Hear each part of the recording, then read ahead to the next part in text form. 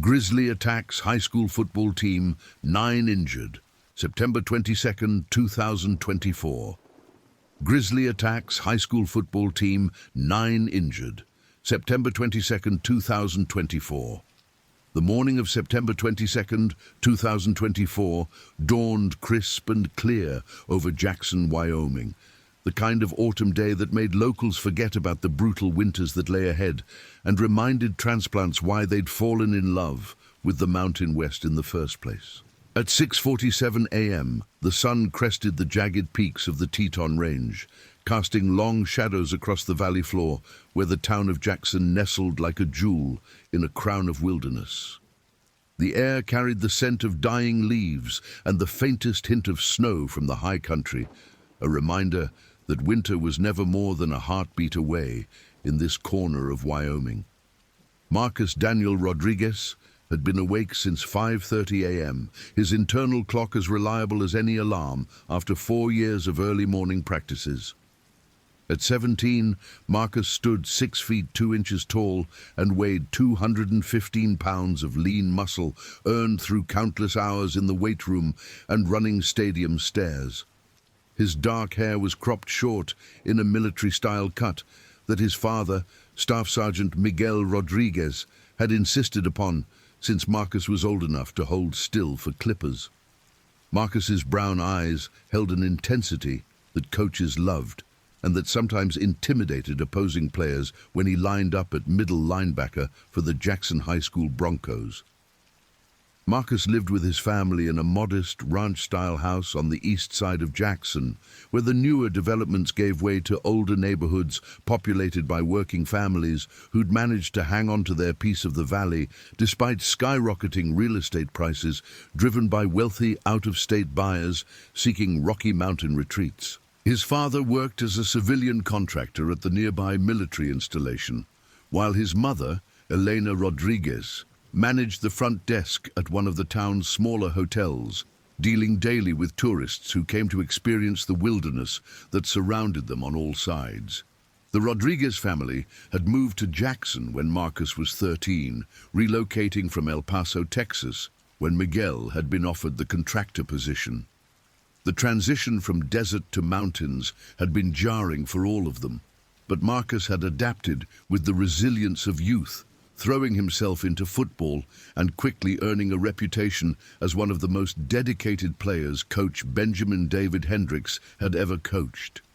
Coach Hendricks, whom everyone called Coach Ben, was a Jackson native who'd played college ball at the University of Wyoming before a knee injury ended his dreams of playing professionally. At 42, he still possessed the broad shoulders and thick chest of his playing days, though his blonde hair had begun to show grey at the temples and his blue eyes had developed the crow's feet that came from squinting against high-altitude sun and wind. He'd been coaching at Jackson High for 15 years, leading the Broncos to 3 state championship games and winning 1 title in 2019. More importantly to those who knew him best, he'd never had a player fail to graduate, and 17 of his former players had earned college scholarships. Coach Ben lived alone in a 2-bedroom cabin on the outskirts of town, a deliberate choice that allowed him to maintain some distance from the intense scrutiny that came with coaching high school football in a small town where Friday night games were social events that drew half the population. His divorce 3 years earlier had been amicable but painful, with his ex-wife Sarah moving to Colorado with their 2 children, citing the isolation and brutal winters as factors in her decision to leave. The loneliness that followed had driven Coach Ben to invest even more of himself in his players, treating each season like a family reunion with brothers he'd helped raise. On this particular morning, Coach Ben was reviewing game film from the previous Friday's 28-14 victory over rival Pinedale High School, preparing for the afternoon practice that would begin preparations for Friday's homecoming game against the Lander Tigers.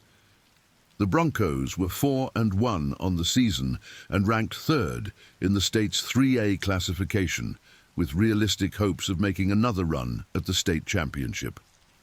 The team's success was built around a powerful running game anchored by senior fullback Thomas William Chen and junior tailback Marcus Rodriguez, supported by a defense that had allowed only 73 points in 5 games.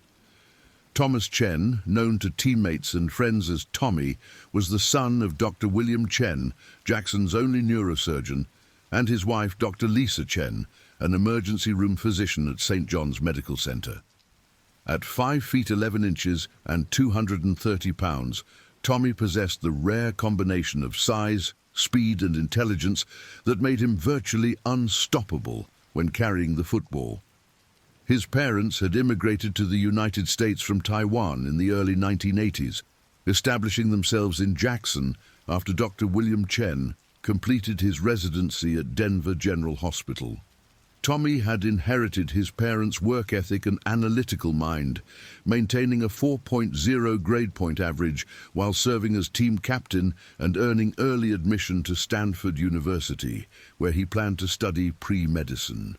The Chen family lived in one of Jackson's most prestigious neighborhoods, a gated community called Shooting Star Ranch, where custom-built homes sat on 5-acre lots with unobstructed views of the Teton Range.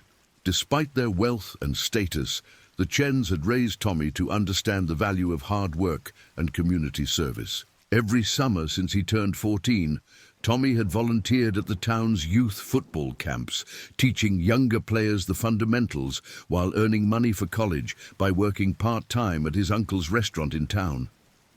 Tommy's closest friend on the team was junior quarterback Jacob Michael Stevens, whose family had moved to Jackson 2 years earlier when his father, Dr. Robert Stevens, accepted a position as the town's new veterinarian, taking over a practice that served both domestic animals and the exotic wildlife that occasionally required medical attention. Jacob stood 6 feet tall and weighed 190 pounds, with the kind of lean athleticism and quick release that college scouts noticed when they came to watch Tommy Chen run the ball. The Stevens family rented a house in the Melody Ranch subdivision while they searched for the perfect property to purchase, a process complicated by Dr. Stevens's desire to find land suitable for the large animal practice he hoped to establish. Dr. Stevens, whom everyone called Doc Rob, had grown up on a ranch in eastern Wyoming and understood the unique challenges of practicing veterinary medicine in an area where the nearest backup was often hours away. His wife, Margaret Stevens, taught 3rd grade at Jackson Elementary School and had quickly become one of the most popular teachers in the district. Jacob had inherited his father's calm demeanor and analytical approach to problem solving, qualities that served him well as the Broncos' field general. Unlike many high school quarterbacks who relied primarily on arm strength and athleticism, Jacob understood the mental aspects of the position, spending hours studying film and memorizing defensive tendencies. His leadership style was quiet but effective, earning respect through preparation and performance rather than vocal displays of emotion. The offensive line that protected Jacob and opened holes for Tommy and Marcus was anchored by senior center David Andrew Martinez, whose family had lived in Jackson for 3 generations. David's grandfather had worked as a hunting guide. His father owned a construction company that specialized in log homes, and David planned to join the family business after graduation while attending classes part-time at the University of Wyoming's distance learning program. At 6 feet 4 inches and 260 pounds, David possessed the size and strength needed to compete against the bigger schools in Wyoming's higher classifications. But it was his football intelligence and leadership that made him irreplaceable. David lived with his parents and 2 younger sisters in a comfortable 2-story home in the older part of Jackson, where his family had put down roots when his great-grandfather had arrived from Mexico in the 1940s to work on the railroad. The Martinez family was deeply embedded in the community's fabric, with David's mother serving on the school board and his father coaching youth soccer during the spring and summer months. David had grown up understanding that success required not just individual effort, but community support. lessons that made him a natural leader among his teammates.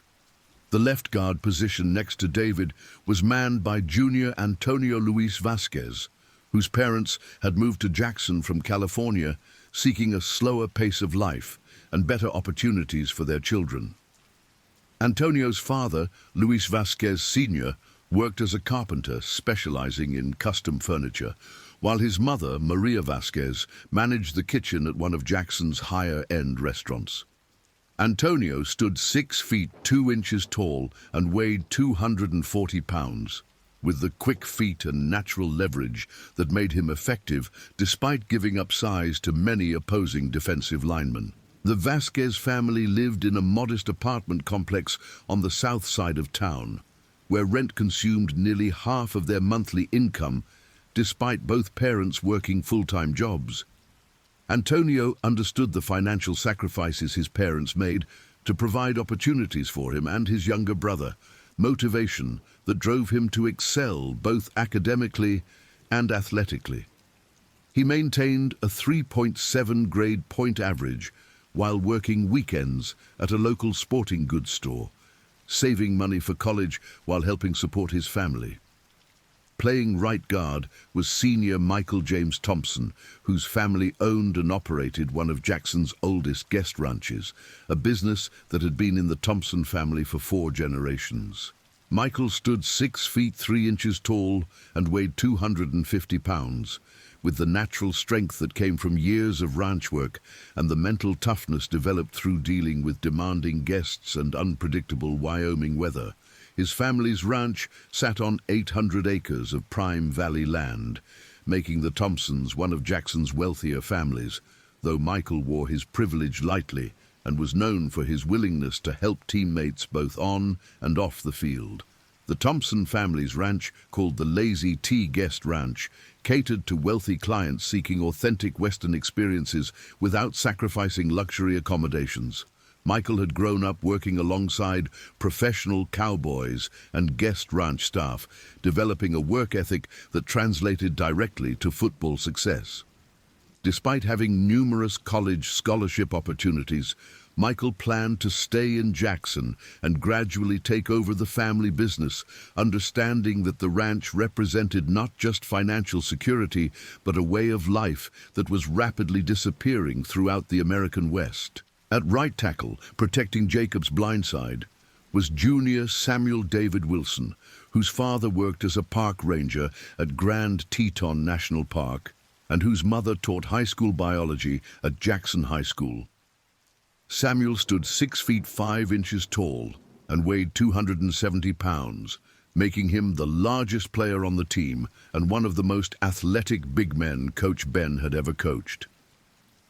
Samuel's size was matched by his gentle personality off the field, where he volunteered with special needs children and maintained a 3.8 grade point average despite struggling with dyslexia. The Wilson family lived in government housing within Grand Teton National Park, a benefit of his father's position that allowed them to experience daily the wilderness that millions of people traveled from around the world to visit. Samuel had grown up understanding that he lived in one of the most beautiful places on earth, but he'd also learned to respect the dangers that lurked beyond the tourist areas. His father, Ranger David Wilson Sr., had been involved in numerous search and rescue operations and had taught Samuel that nature was beautiful but unforgiving to those who failed to prepare properly or respect its power. The defensive secondary that would prove crucial in the events of September 22nd was led by senior safety Christopher Allen Hayes, whose family had moved to Jackson 5 years earlier when his father, a former military pilot, accepted a position flying for one of the area's helicopter tour companies.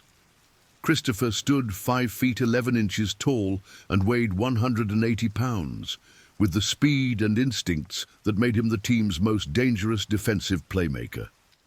His interception return for a touchdown the previous Friday had sealed the victory over Pinedale and elevated his status among college recruiters. Christopher's father, Captain retired Allen Hayes, had served 3 tours of duty in Afghanistan before leaving the military to spend more time with his family and pursue civilian aviation opportunities.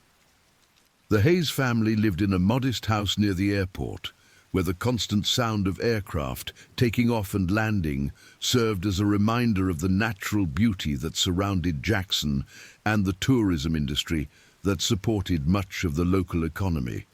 Christopher had inherited his father's calm under pressure and his mother's competitive drive, creating a combination that served him well both in football and in the classroom, where he maintained a 3.6 grade point average while taking advanced placement courses.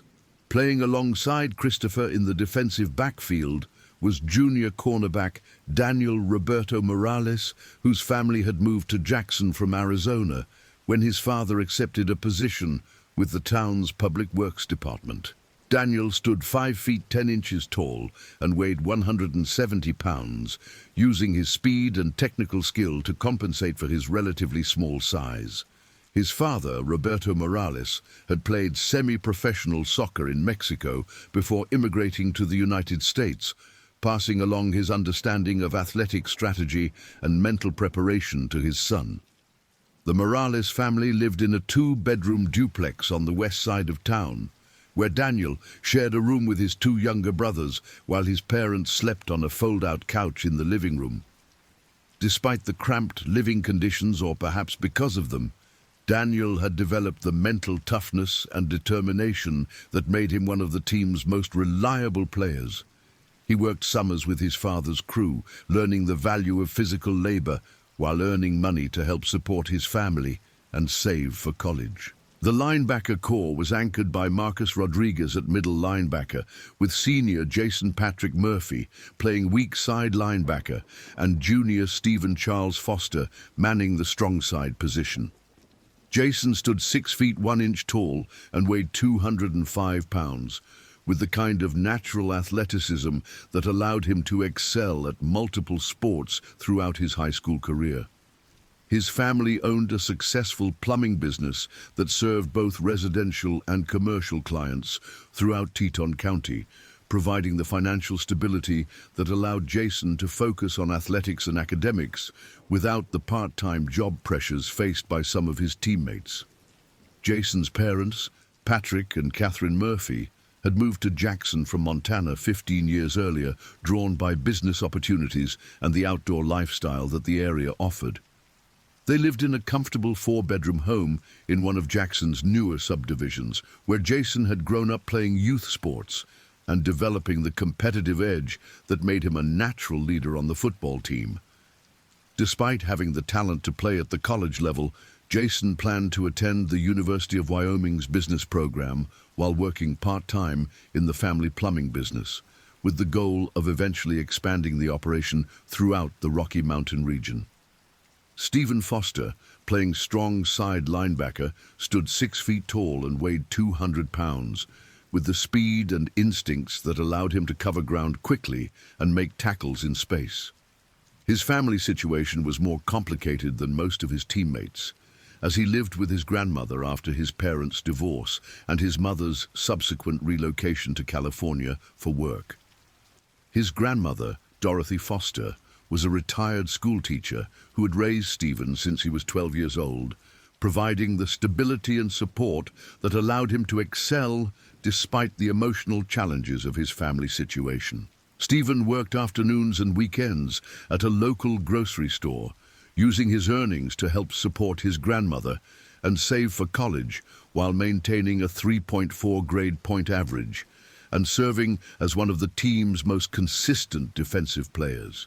His quiet leadership style and work ethic had earned respect from teammates and coaches, who understood that Stephen's dedication to the team represented more than just athletic ambition, but a source of family pride and stability.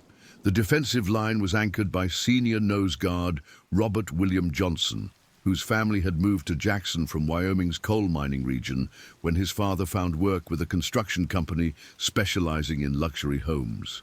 Robert stood 6 feet 3 inches tall and weighed 290 pounds, making him by far the heaviest player on the team and one of the strongest athletes Coach Ben had ever coached.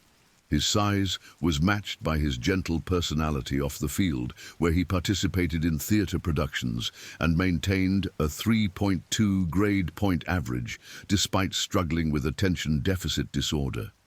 Robert's father, William Johnson, had worked in the coal mines for 15 years before a back injury forced him to find new employment, leading the family to Jackson, where opportunities in construction were plentiful thanks to the area's building boom.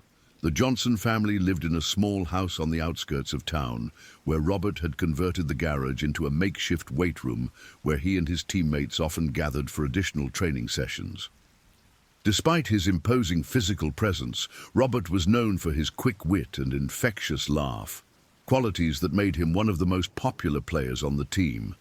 Playing defensive end positions were senior Brandon Lee Adams and junior Tyler James Nelson, both of whom possessed the combination of size and speed needed to pressure opposing quarterbacks while maintaining responsibility for run defense. Brandon stood 6 feet 4 inches tall and weighed 220 pounds, with the kind of natural athleticism that made him effective despite limited formal training in pass rushing techniques. His family owned a small ranch outside Jackson where they raised cattle and horses, work that had given Brandon the functional strength and mental toughness that translated directly to football success. Tyler Nelson, playing opposite Brandon, stood 6 feet 2 inches tall and weighed 210 pounds, with the speed and motor that allowed him to be effective despite giving up size to most opposing offensive linemen. His father worked as a mechanic at one of Jackson's auto dealerships, while his mother managed a small retail store that catered to tourists, providing the middle-class stability that allowed Tyler to focus on athletics and academics. Tyler maintained a 3.5 grade point average while participating in wrestling during the winter months, cross-training that improved his football technique and conditioning. The team's kicking game was handled by junior place kicker and punter Alexander David Kim, whose family had moved to Jackson from Seattle when his father accepted a position as a software engineer with a company that allowed remote work. Alexander stood 5 feet 9 inches tall and weighed 160 pounds, with the leg strength and accuracy that made him one of the most reliable kickers in the state. His parents, both of whom held advanced degrees in engineering, had emphasized academic excellence alongside athletic achievement, pushing Alexander to maintain a 4.0 grade point average while competing in both football and soccer. The Kim family lived in a modern home in one of Jackson's newest developments, where Alexander had access to technology and educational resources that many of his teammates lacked. Despite these advantages, or perhaps because of them, Alexander understood the pressure to succeed both academically and athletically, motivation that drove him to spend countless hours practicing his kicking technique and studying game film to understand situational strategy. Coaching alongside Coach Ben was defensive coordinator and assistant head coach Robert James Mitchell, a Jackson High graduate who had played college football at Wyoming before returning home to teach social studies and coach football. Coach Mitchell, whom players called Coach Mitch, was 38 years old and stood 6 feet tall with the lean build of a former college safety. His intimate knowledge of Jackson's football tradition and his ability to relate to players made him an invaluable assistant to Coach Ben, particularly in developing the aggressive defensive schemes that had become the Broncos' trademark. Coach Mitch lived with his wife Jennifer and their 2 young children in a modest house near the school, close enough that he could walk to practice and games. His wife taught kindergarten at Jackson Elementary School, making the Mitchell family deeply embedded in the community's educational system. Coach Mitch's playing experience and teaching background had given him unique insights into adolescent psychology, skills that proved invaluable in motivating and developing high school athletes. The offensive coordinator was James Patrick O'Brien, a 40-year-old former college quarterback who had moved to Jackson 3 years earlier when his wife, Dr. Sarah O'Brien, accepted a position as a pediatrician at St. John's Medical Center.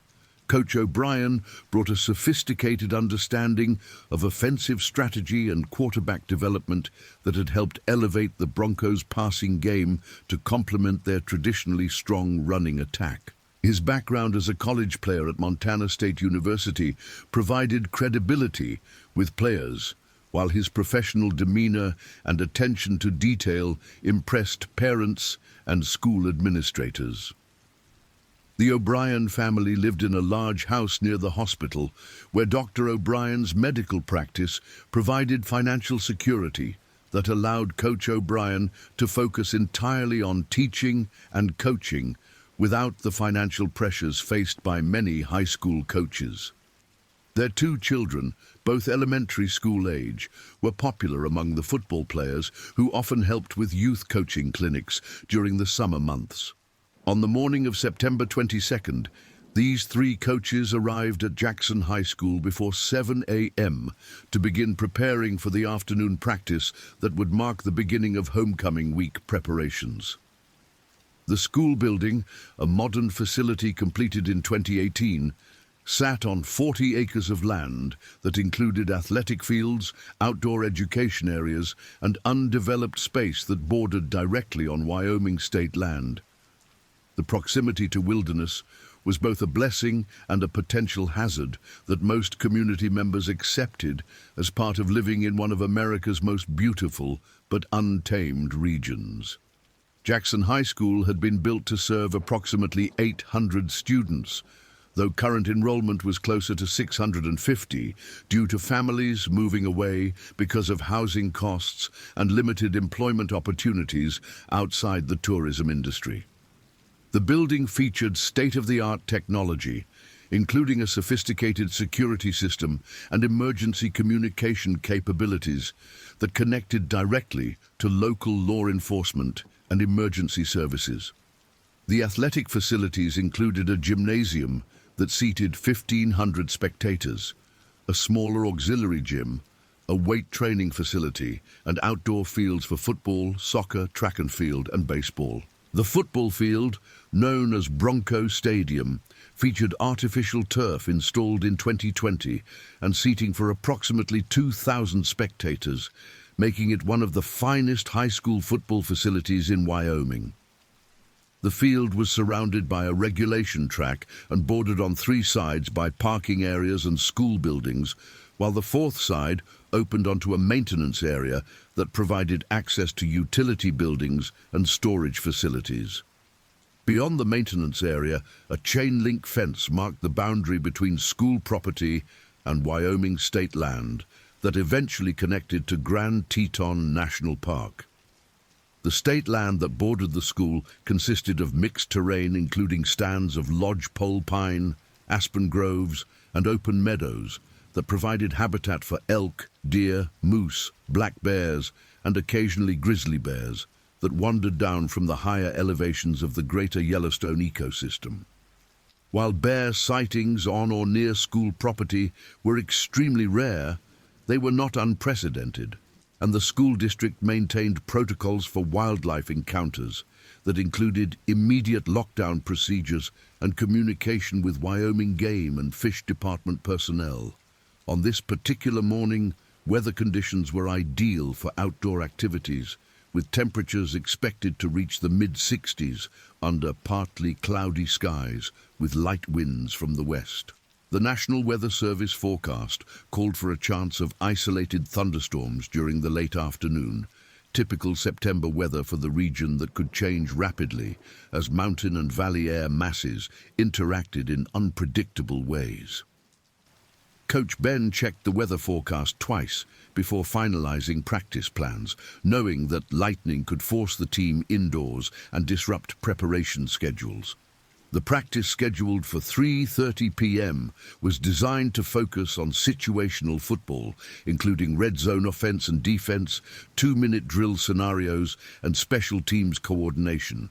The coaching staff had planned a 90-minute session that would conclude with conditioning drills and a team meeting to discuss the upcoming homecoming game against Lander. Players were expected to arrive at 3 p.m. for equipment checks and individual preparation, following protocols that had been refined over Coach Ben's 15 years of leading the program.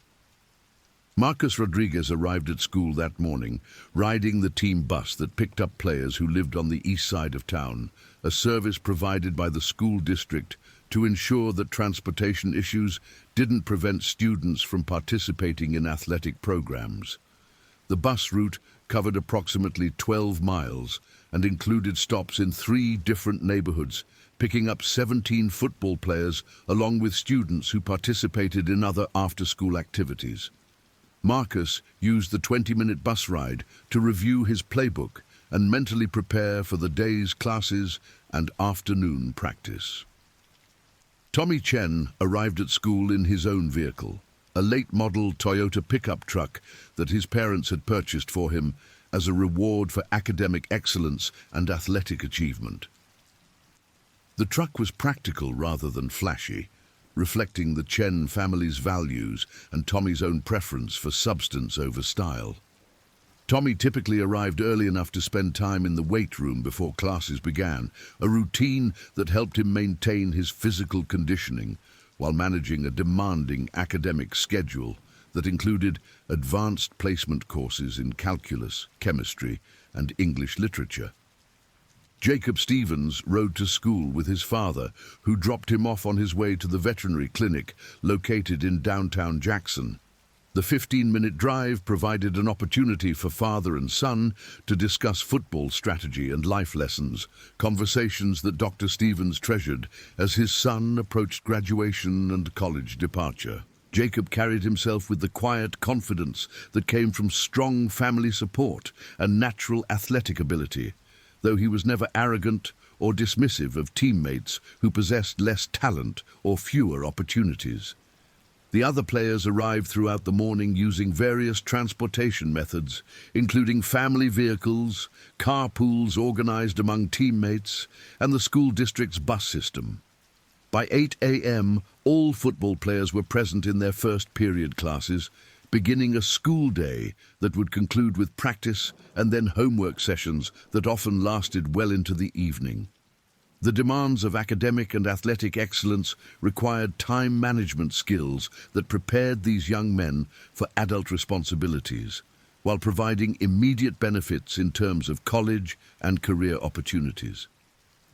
Jackson High School's academic program was rigorous by any standard, with graduation requirements that exceeded state minimums and college preparatory courses that were designed to prepare students for success at competitive universities. The school's location in an affluent community meant that parental expectations were high and that resources were available to support advanced programming, but it also meant that students faced pressure to excel in multiple areas simultaneously. For football players, the challenge was particularly acute, as they were expected to maintain academic standards while dedicating significant time to athletic training and competition. The teaching staff at Jackson High School included many educators who had chosen to work in the district, despite salary levels that were modest compared to larger urban schools, drawn by the community's emphasis on education and the outdoor lifestyle that the area offered. Many teachers were also coaches or advisors for extracurricular activities, creating a school culture where students developed relationships with adults who knew them in multiple contexts. This approach was particularly beneficial for student athletes who needed academic support while managing demanding practice and competition schedules.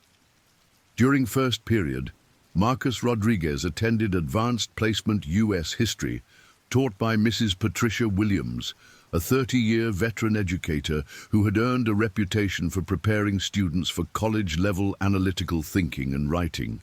Mrs. Williams had taught 3 different generations of some Jackson families and was known for her demanding standards and her willingness to provide extra help to students who demonstrated genuine effort. Marcus had struggled initially with the reading load required for the course, but had improved steadily through hard work and Mrs. Williams' mentoring. Tommy Chen's first period was advanced placement calculus taught by Mr. David Martinez, the father of his teammate David Martinez, and a mathematics instructor who had earned advanced degrees from the University of Wyoming. Mr. Martinez was known for his ability to explain complex mathematical concepts in ways that students could understand and apply, skills that had made him one of the most popular teachers in the school. Tommy's natural aptitude for mathematics, combined with his work ethic, made him one of Mr. Martinez's top students, though he was careful never to assume special treatment because of his friendship with the teacher's son. Jacob Stevens spent first period in Advanced Placement English Literature with Ms. Rebecca Foster, a young teacher who had graduated from Jackson High School herself before earning degrees from Colorado College and returning home to teach. Ms. Foster brought energy and enthusiasm to classic literature while maintaining academic rigor that prepared students for college writing demands. Jacob enjoyed the analytical aspects of literature study and found that close reading skills transferred directly to studying game film and understanding defensive tendencies. The other football players were distributed throughout the school's course offerings based on their academic abilities and career goals, with some taking college preparatory courses while others focused on practical skills through career and technical education programs. The school's guidance counseling staff worked closely with Coach Ben to ensure that all football players remained on track for graduation while pursuing post-secondary opportunities that matched their individual capabilities and interests. By mid-morning, news reports were beginning to track a weather system that was moving across the Rocky Mountain region faster than originally predicted, with the possibility that afternoon thunderstorms could arrive earlier and be more severe than initially forecast. The National Weather Service had issued a special weather statement for Teton County warning of rapidly changing conditions and the possibility of severe thunderstorms with dangerous lightning, large hail, and strong wind gusts. School administrators and coaching staffs throughout the region were monitoring weather developments and preparing contingency plans for outdoor activities. Dr. Michael Thompson, Jackson High School's principal and a former high school football coach himself, reviewed the district's severe weather protocols while maintaining communication with the central office and local emergency management officials. Dr. Thompson understood that student safety was always the primary concern, but he also recognized the importance of maintaining normal schedules whenever possible to avoid unnecessary disruption to educational and athletic programs. The decision to cancel or modify outdoor activities would be made based on real-time weather conditions and input from trained meteorologists. At 10:30 a.m., Wyoming Game and Fish Department wildlife biologist Dr. Jennifer Adams was responding to a report of a grizzly bear sighting approximately 8 miles north of Jackson, in an area where residential development was encroaching on traditional wildlife habitat. Dr. Adams, who had earned her doctorate in wildlife biology from Montana State University and had worked for the state agency for 12 years, was part of a team responsible for monitoring human-wildlife interactions throughout the Greater Yellowstone ecosystem. Her work involved both scientific research and practical management of situations where wildlife behavior posed potential risks to human safety. The bear that Dr. Adams was tracking had been designated as Bear 211, a 7-year-old male grizzly that weighed approximately 450 pounds and had been monitored by researchers since his birth. Bear 211 had been fitted with a GPS collar the previous year as part of a long-term study examining grizzly bear movement patterns and habitat use in areas where human development was increasing. The data from his collar indicated that he had been traveling steadily southward over the past week, following a route that would bring him into closer proximity to Jackson than was typical for grizzlies in the area. Dr. Adams understood that Bear 211's movement pattern was not necessarily unusual, as grizzly bears were known to travel long distances in search of food sources, particularly during the fall months when they were preparing for winter hibernation. However, the bear's route was taking him through areas where human activity was increasing, creating the potential for dangerous encounters that could result in injury to people and likely death for the bear. Wyoming Game and Fish Department policy required aggressive monitoring and possible intervention when grizzly bears approached populated areas or high-use recreational sites. The morning sighting that had prompted Dr. Adams' response had come from a residential area where homeowners had reported seeing a large bear moving through their neighborhood during the early morning hours. The witnesses described an animal that matched Bear 211's physical characteristics and behavior patterns, leading Dr. Adams to believe that the GPS collar data was accurate and that the bear was continuing his southward movement toward Jackson. She had immediately initiated contact with local law enforcement and school officials to alert them of the bear's presence in the area and to recommend increased vigilance. At 11:45 a.m., Teton County Sheriff's Deputy Michael Roberts received the wildlife warning while on patrol in the area south of Jackson, where Bear 211 was believed to be traveling. Deputy Roberts, a 15-year veteran of the Sheriff's Department and a lifelong Jackson resident, understood the potential seriousness of grizzly bear encounters and began increasing patrols in areas where the bear might pose risks to human safety. His patrol route included regular checks of Jackson High School and other locations where large numbers of people gathered for activities that might not allow for immediate shelter if a dangerous wildlife encounter occurred. Deputy Roberts had been involved in several previous wildlife incidents during his career, including black bear encounters that had required hazing or relocation, and one previous grizzly incident that had resulted in the bear's death after it had threatened campers in Grand Teton National Park. He understood that grizzly bears were federally protected under the Endangered Species Act, and that any intervention needed to balance human safety concerns with wildlife conservation requirements.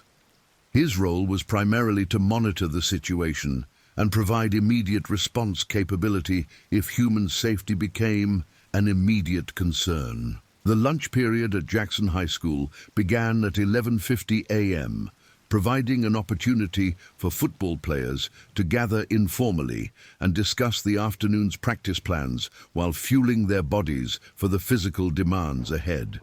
The school's cafeteria served approximately 400 students during each of 2 lunch periods, with the earlier period including most of the football players who had scheduled their academic classes to accommodate afternoon practice schedules.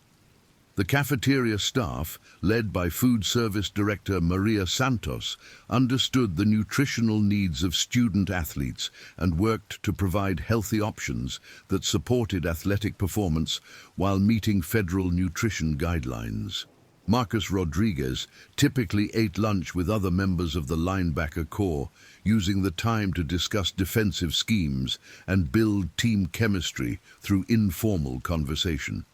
On this particular day, the discussion focused on the upcoming homecoming game against Lander and the team's chances of making a deep playoff run if they could continue their current level of performance.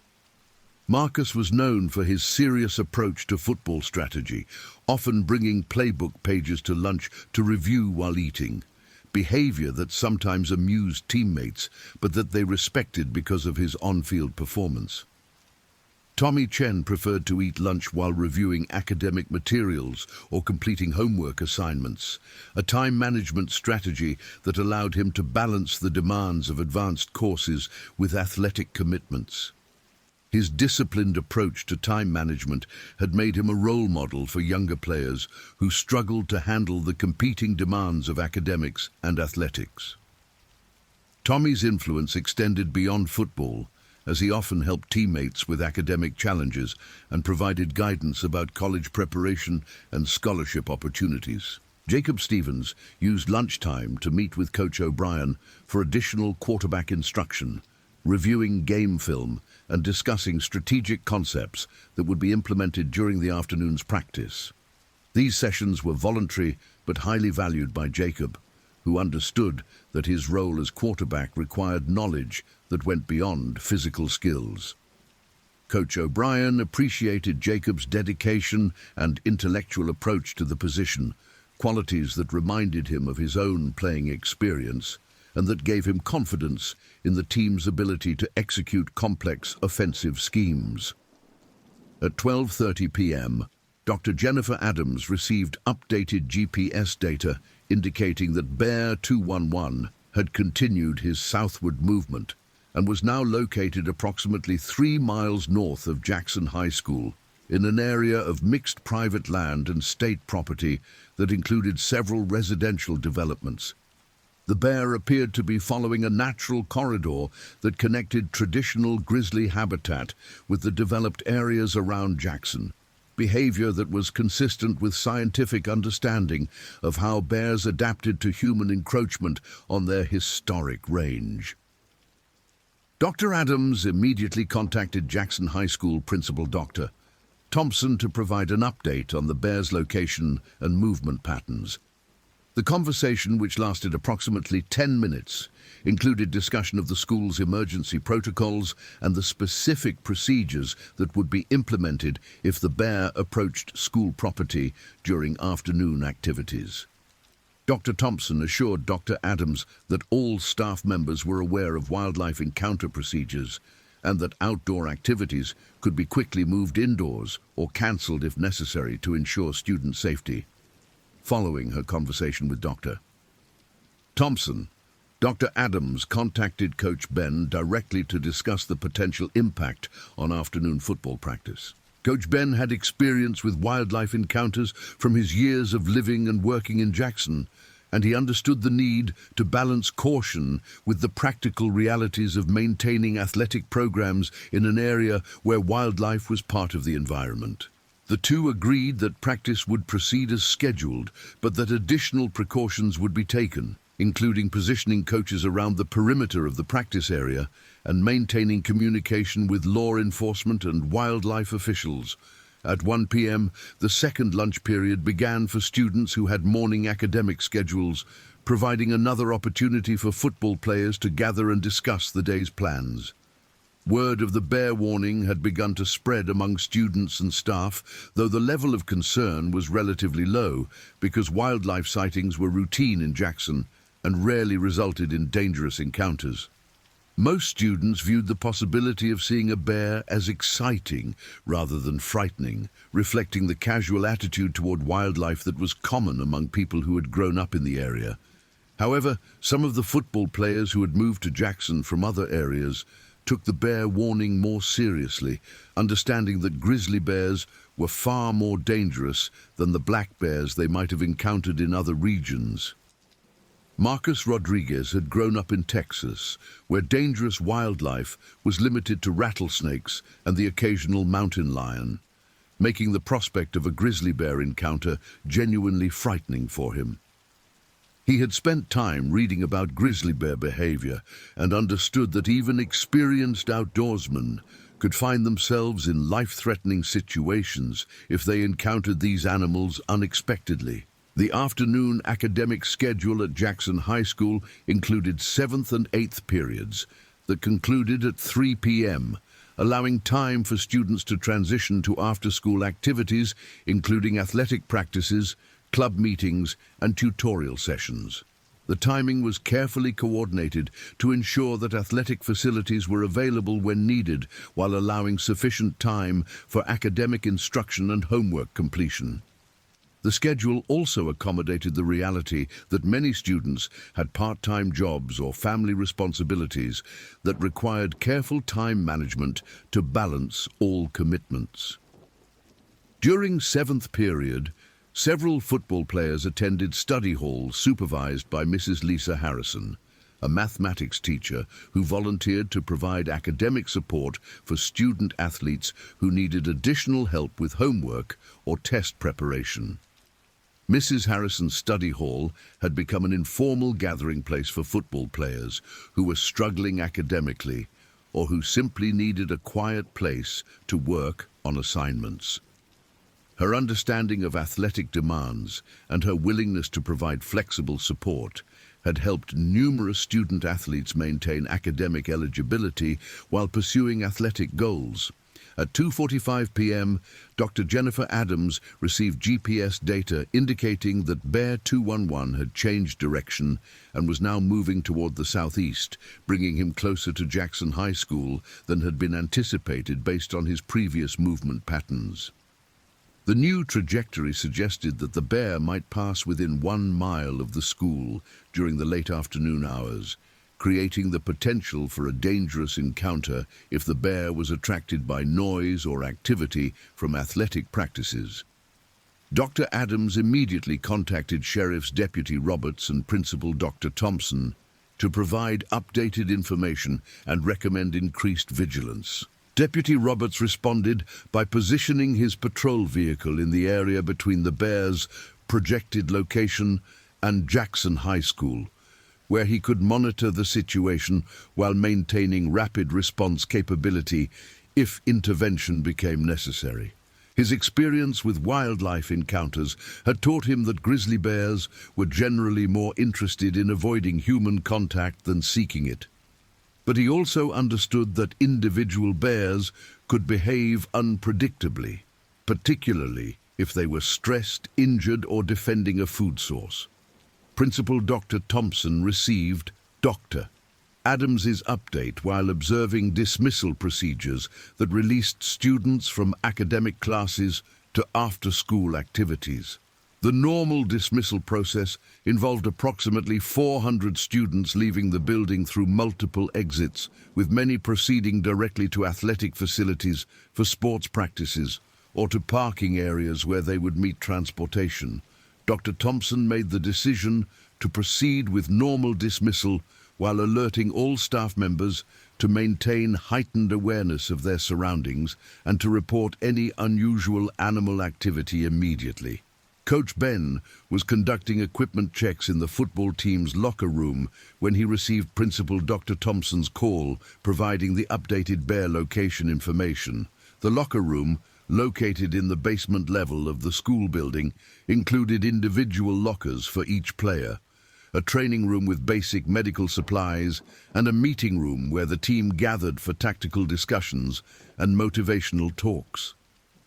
Coach Ben used the call as an opportunity to review emergency procedures with his assistant coaches while ensuring that all necessary equipment was properly prepared for practice. The team's equipment manager, 60-year-old retired teacher and former coach William Patterson, had already completed safety checks on all protective gear and had organized practice equipment including footballs, blocking pads, tackling dummies, and the portable first aid kit that accompanied the team to all practices and games.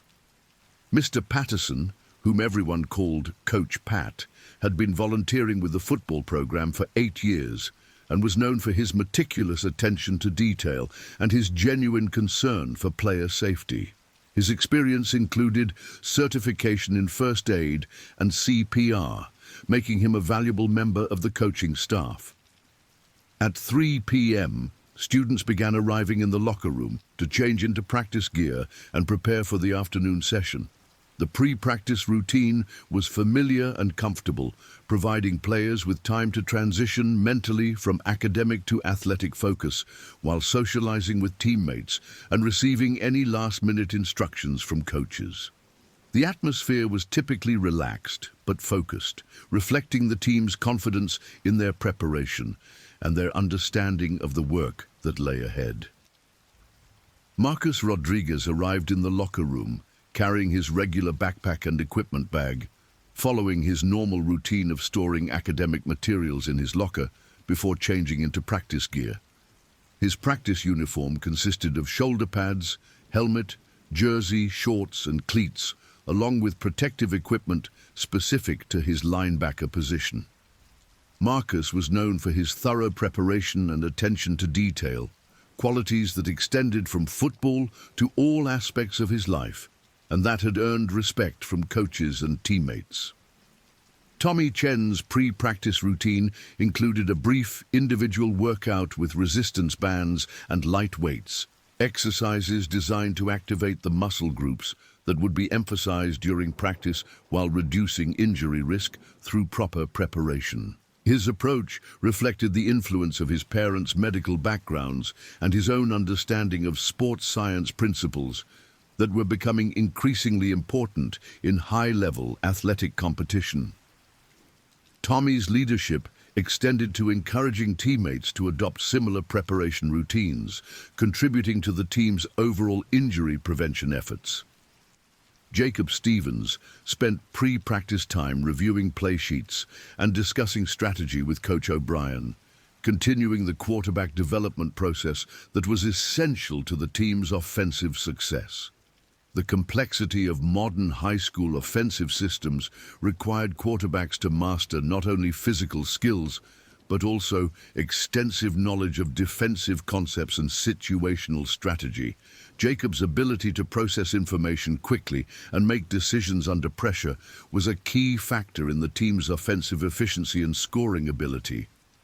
By 3:15 p.m., all players were dressed and conducting individual stretching routines under the supervision of the coaching staff, following protocols designed to prepare their bodies for the physical demands of practice while reducing injury risk. The stretching session lasted approximately 10 minutes and included both static and dynamic exercises that targeted the muscle groups most commonly injured in football activities. The routine had been developed by Coach Ben in consultation with sports medicine professionals and had contributed to the team's excellent injury prevention record. At 3:20 p.m., Dr. Jennifer Adams received GPS data indicating that Bear 211 had stopped moving and appeared to be bedded down in a wooded area approximately 1.5 miles northeast of Jackson High School. The Bear's stationary position was actually encouraging news, as it suggested that the animal was resting during daylight hours and might not resume movement until evening, when football practice would be concluded. However, Dr. Adams understood that bear behavior was unpredictable and that the animal could resume movement at any time if disturbed by noise, human activity, or other environmental factors. Dr. Adams contacted Sheriff's Deputy Roberts to provide the updated location information, while also reaching out to additional game and fish personnel who could respond to the area if intervention became necessary. The agency's bear management protocol included multiple response options, ranging from monitoring and hazing to relocation and, in extreme cases, destruction of animals that posed immediate threats to human safety. The decision-making process balanced human safety concerns with conservation requirements under federal and state wildlife protection laws. At 3:25 p.m., the Jackson High School football team concluded their stretching routine and began moving from the locker room to the practice field, following their normal pre-practice procedures while maintaining awareness of the potential wildlife situation. The movement from the building to the field involved approximately 50 people, including 43 players and 7 coaches and support staff, creating a significant amount of noise and activity that could potentially be detected by wildlife in the surrounding area. Coach Ben had positioned himself at the front of the group as they moved toward the field, maintaining communication with school administrators while visually scanning the area for any signs of unusual animal activity.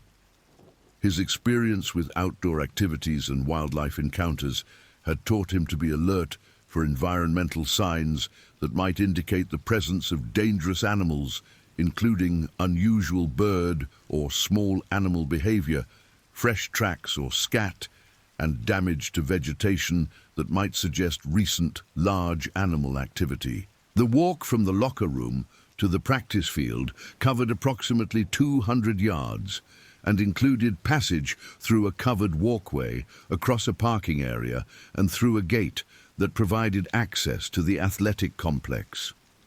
The route was familiar to all team members and was designed to provide efficient access while maintaining security and safety protocols.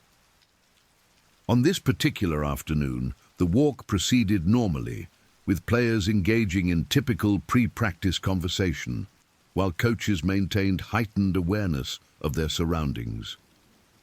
Bronco Stadium appeared normal as the team arrived at the field, with groundskeeping staff having completed maintenance activities earlier in the day and all equipment properly positioned for the afternoon's practice session. The artificial turf surface was in excellent condition, with yard markers clearly visible and goalposts properly secured and inspected. The surrounding area included maintenance buildings, storage facilities, and landscaping that provided an attractive setting while serving practical purposes related to field care and equipment storage. At 3:30 p.m., Coach Ben blew his whistle to signal the beginning of practice, initiating a routine that had been refined over years of coaching and that was familiar to all participants. The opening segment included team warm-up exercises, position-specific drills, and individual skill development activities that prepared players for the more intensive team drills that would follow. The practice plan had been carefully structured to maximize efficiency while ensuring that all necessary preparation was completed for the upcoming homecoming game. The team's warm-up routine began with light jogging around the perimeter of the field, an activity that served both physical and mental preparation purposes, while allowing coaches to observe players for signs of injury or illness that might require attention. The jogging route followed the track that surrounded the football field, covering approximately 400 meters and taking roughly 3 minutes to complete at the prescribed pace.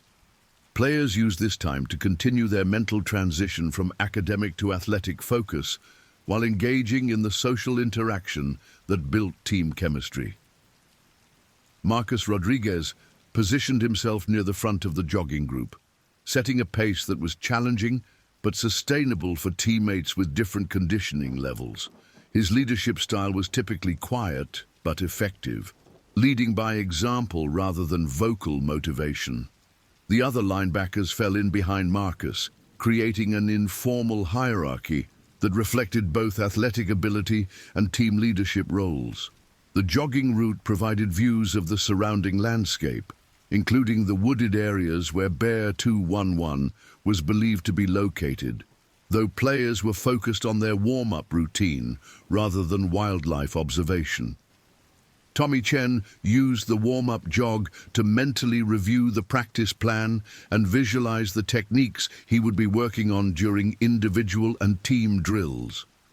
His analytical approach to athletic preparation reflected the influence of his parents' scientific backgrounds and his own understanding of sports psychology principles. Tommy's mental preparation was as thorough as his physical preparation, contributing to his exceptional performance consistency and his ability to perform under pressure during games. Jacob Stevens jogged with other members of the offensive backfield, using the time to discuss strategy and timing with teammates who would be involved in the passing game during practice. The quarterback position required coordination with multiple players during every play, making communication and relationship building essential elements of successful offensive performance. Jacob's ability to connect with teammates both on and off the field was a key factor in the team's offensive efficiency and scoring ability. At 3:35 p.m., the team concluded their warm-up jog and gathered at midfield for dynamic stretching exercises that would complete their physical preparation for practice activities. The dynamic stretching routine included leg swings, arm circles, high knees, butt kicks, and other exercises designed to activate the nervous system while preparing joints and muscles for athletic movement. The routine lasted approximately 5 minutes and was conducted with the same attention to detail that characterized all aspects of the team's preparation. Coach Ben used the dynamic stretching time to provide final instructions about practice goals and expectations, while maintaining visual contact with all players to ensure that no one was experiencing physical problems that might require attention. His coaching philosophy emphasized thorough preparation and attention to detail, believing that excellence in small things led to success in big moments. The practice plan for this particular afternoon included work on red zone offense and defense, situations that would likely determine the outcome of close games during the playoffs. At 3:40 p.m., the team broke into position groups for individual skill development drills, with each group working with specialized coaches on techniques specific to their roles on offense and defense. The individual drill period was scheduled to last 20 minutes and would focus on fundamentals that were essential to successful team performance. Position coaches used this time to work with players on technique refinement while identifying and correcting problems that might not be visible during full team activities. The offensive line worked with Coach Mitchell on pass protection techniques, using blocking sleds and individual instruction to improve their ability to protect Jacob Stevens during passing plays. Pass protection was particularly important for the Broncos' offensive strategy, as their ability to throw the ball effectively kept opposing defenses from concentrating entirely on stopping Tommy Chen's running attacks. The offensive line's size and experience made them capable of excellent pass protection when their technique was sound, but the complexity of modern defensive schemes required constant refinement of their skills. David Martinez, as the center and offensive line leader, worked directly with Coach Mitchell on pre-snap communication and line calls that would help his teammates identify defensive schemes and adjust their protection accordingly. David's intelligence and leadership were essential to the offensive line's success, as he was responsible for ensuring that all 5 linemen were coordinated in their response to defensive movements and stunts. His ability to process information quickly and communicate effectively made him one of the most valuable players on the team, despite playing a position that rarely received public recognition. The linebacker group, including Marcus Rodriguez, Jason Murphy, and Stephen Foster, worked with Coach Ben on coverage techniques and run-stopping fundamentals that were essential to the team's defensive success. The complexity of modern offensive systems required linebackers to master multiple skills, including pass coverage, run defense, and pass rushing, often within the context of a single play. Coach Ben's experience as a former college linebacker provided credibility and expertise that helped his players understand both the technical and strategic aspects of their positions. Marcus Rodriguez demonstrated the kind of intensity and focus that had made him one of the most respected players on the team, attacking each drill with maximum effort, while maintaining the technique standards that Coach Ben demanded. His approach to practice reflected his understanding that improvement required constant attention to detail and that success in games was earned through preparation during practice. Marcus's work ethic and leadership had made him a role model for younger players who aspired to similar levels of performance. The defensive secondary worked with Coach O'Brien on coverage techniques and ball skills that were essential to preventing big plays and creating turnovers.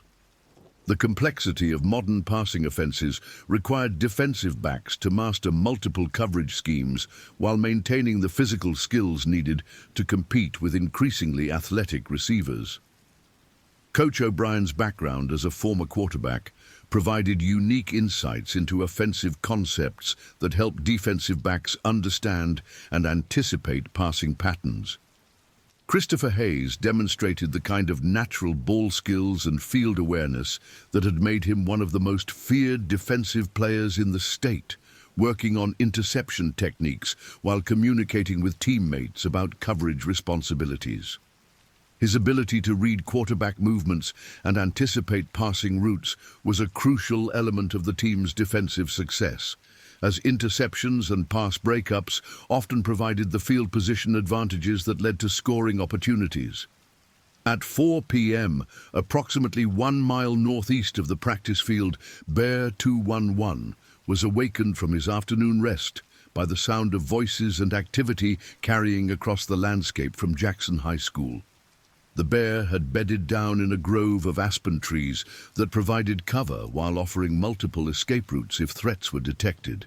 The noise from football practice was not immediately alarming to the bear, but it was sufficient to prompt him to become alert and begin monitoring his environment for potential threats or opportunities. Grizzly bears possess exceptional hearing that allows them to detect sounds from significant distances, particularly in the clear, dry air that characterizes autumn weather in Wyoming.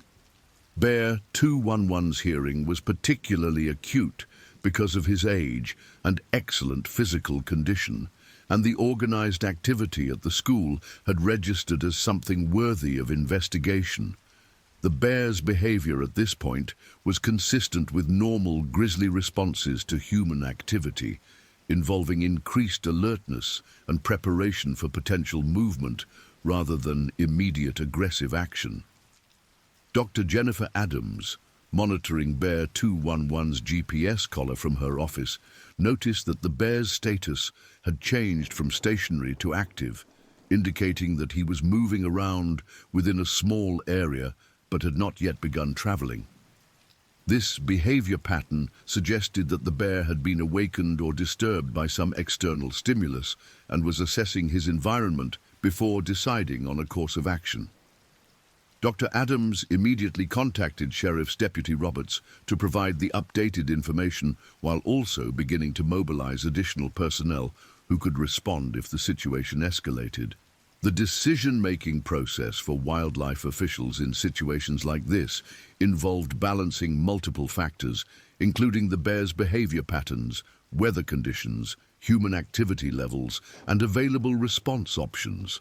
Dr. Adams understood that premature intervention could actually increase danger by causing the bear to panic and react unpredictably, while insufficient response could allow a dangerous situation to develop. Her experience with grizzly bear behavior suggested that Bear 211 was currently in an assessment phase and might settle back down if human activity levels decreased. At 4:05 p.m., the Jackson High School football team transitioned from individual drills to team-oriented activities, increasing the noise level and intensity of activity on the practice field.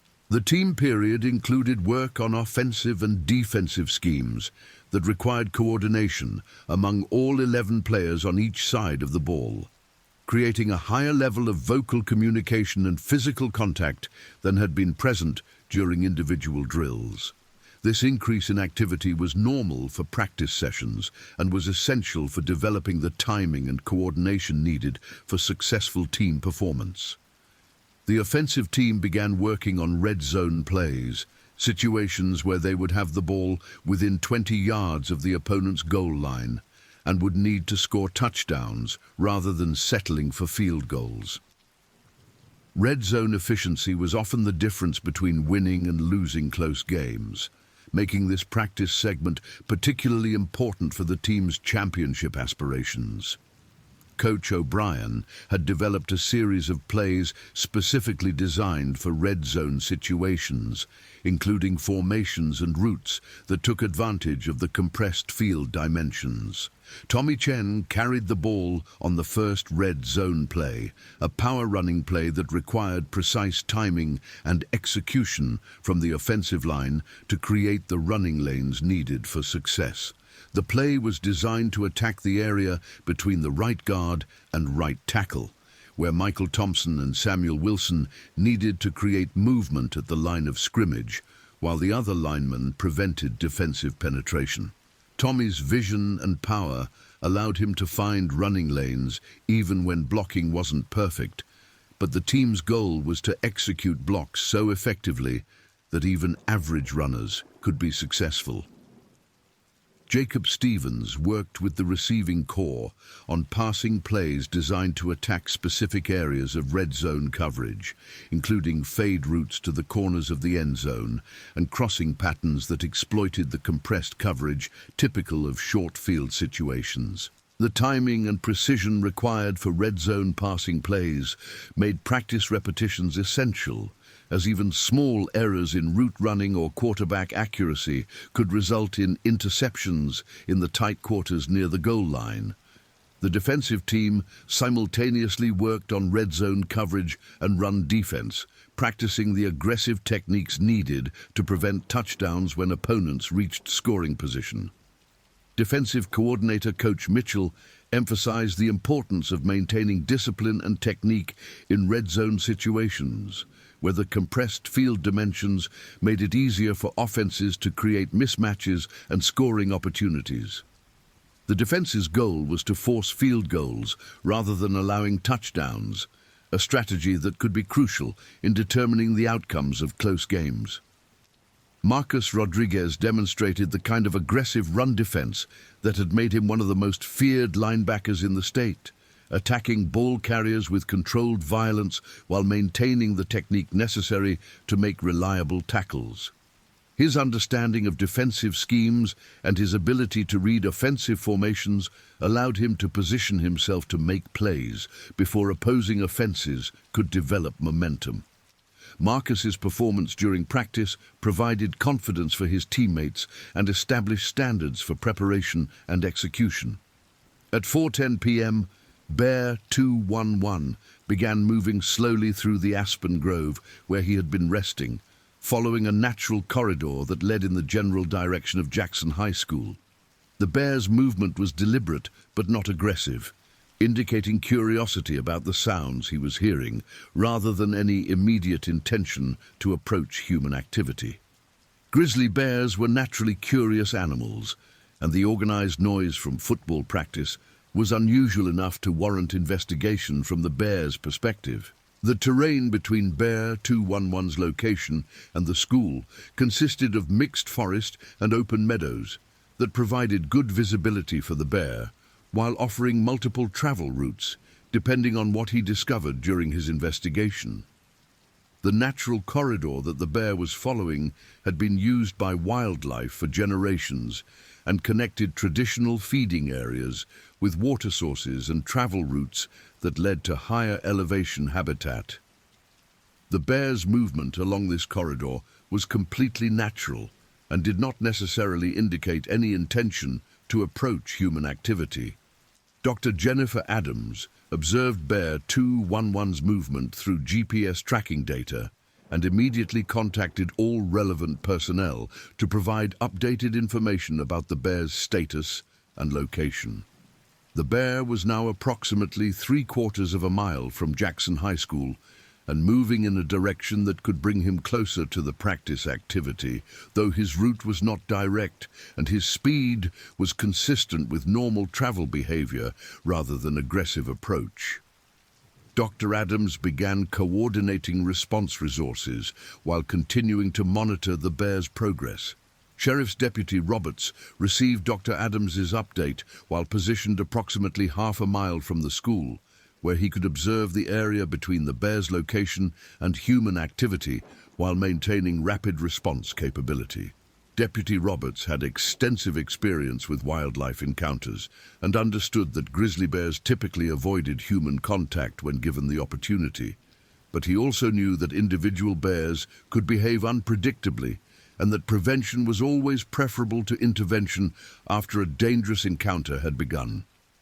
At 4:15 p.m., the intensity of football practice continued to increase as the team moved into more advanced drills that required full-speed execution and maximum effort from all participants. The noise level from coaching instructions, player communication, and equipment contact was at its highest point of the practice session, creating sound levels that could be heard clearly from significant distances. This increased activity was normal for the midpoint of practice sessions and was essential for developing the physical and mental toughness needed for competitive success. The team was conducting full-contact scrimmage activities that simulated game conditions and required players to execute their assignments while dealing with the physical and mental pressure of competition. Coach Ben used scrimmage periods to evaluate player performance under game-like conditions while identifying areas where additional work was needed before Friday's homecoming game. The scrimmage format also provided opportunities for players to build confidence and develop the timing that was essential for successful team performance.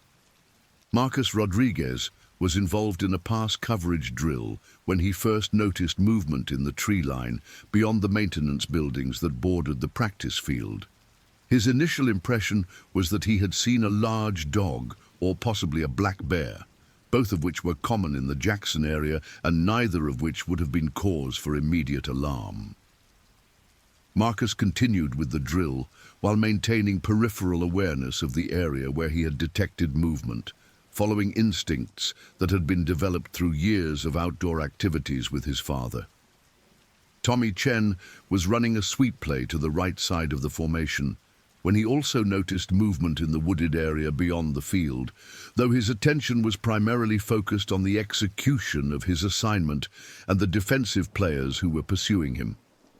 Tommy's peripheral vision had detected something larger than typical wildlife, but the intensity of the practice drill and his focus on football technique prevented him from giving the sighting his full attention. His competitive focus and training had taught him to maintain concentration on immediate tasks while processing environmental information subconsciously.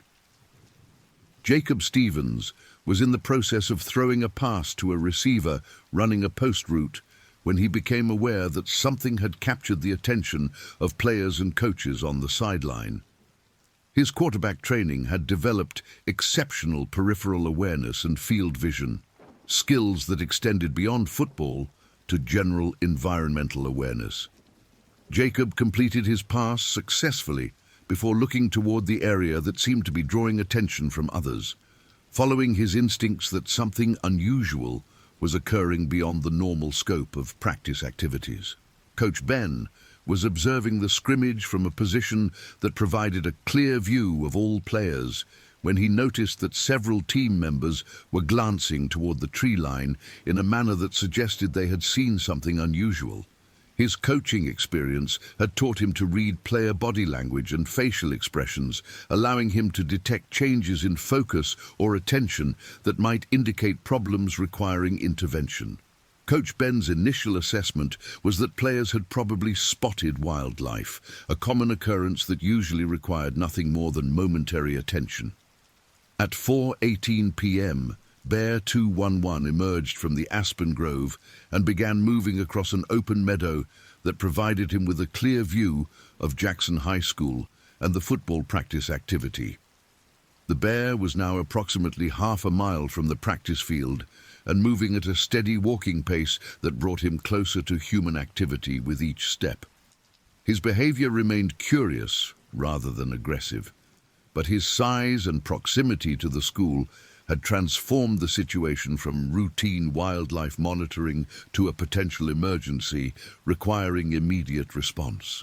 The open meadow where Bear 211 was now located provided excellent visibility for anyone who might be observing the area, meaning that the bear's presence would soon become obvious to school personnel and students if his approach continued.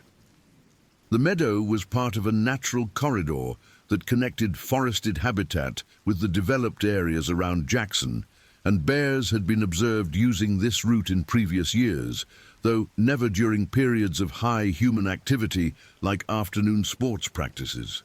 Dr. Jennifer Adams received GPS data confirming Bear 211's location in the open meadow and immediately contacted Jackson High School to recommend immediate suspension of outdoor activities.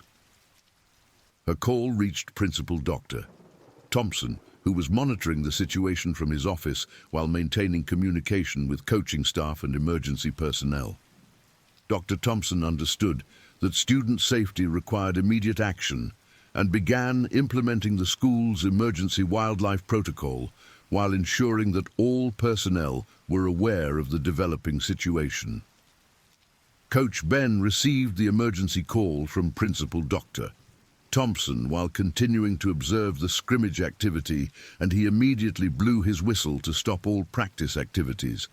The sharp blast of the whistle commanded immediate attention from all players and coaches, who responded by freezing in place and looking toward Coach Ben for instructions. His calm but serious demeanor indicated that this was not a routine interruption, and the team's discipline and training showed as they maintained their positions while awaiting further guidance. The sudden cessation of practice activity created an immediate reduction in noise levels that might make human presence less obvious to wildlife in the area, while also ensuring that all team members were alert and prepared to respond to emergency instructions. Coach Ben's decision to stop practice reflected his understanding that student safety always took precedence over athletic activities, regardless of the potential impact on practice plans or game preparation. His leadership during crisis situations had been tested before, and his calm response provided reassurance to players who might otherwise have been confused or frightened by the sudden change in routine.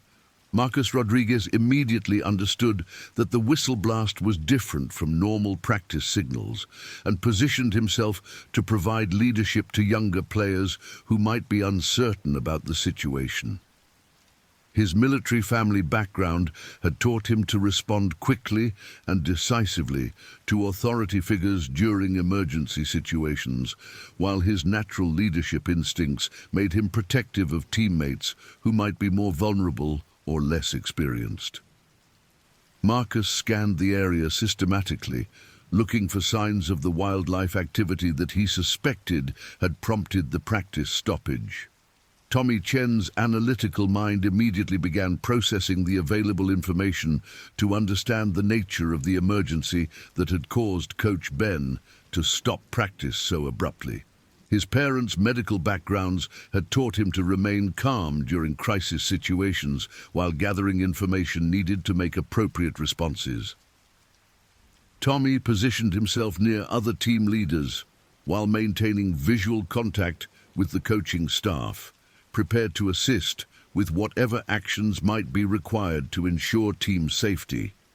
Jacob Stevens used his quarterback leadership training to help maintain team organization and calm, while coaches assessed the situation and determined appropriate responses. His experience in managing high-pressure situations during games had prepared him to provide leadership during unexpected circumstances, and his natural ability to read situations and communicate effectively made him valuable during crisis management. Jacob quietly encouraged nearby teammates to remain calm and attentive while awaiting instructions from the coaching staff. At 4:20 p.m., Bear 211 had moved to within approximately 400 yards of the practice field and was clearly visible to anyone who looked in his direction.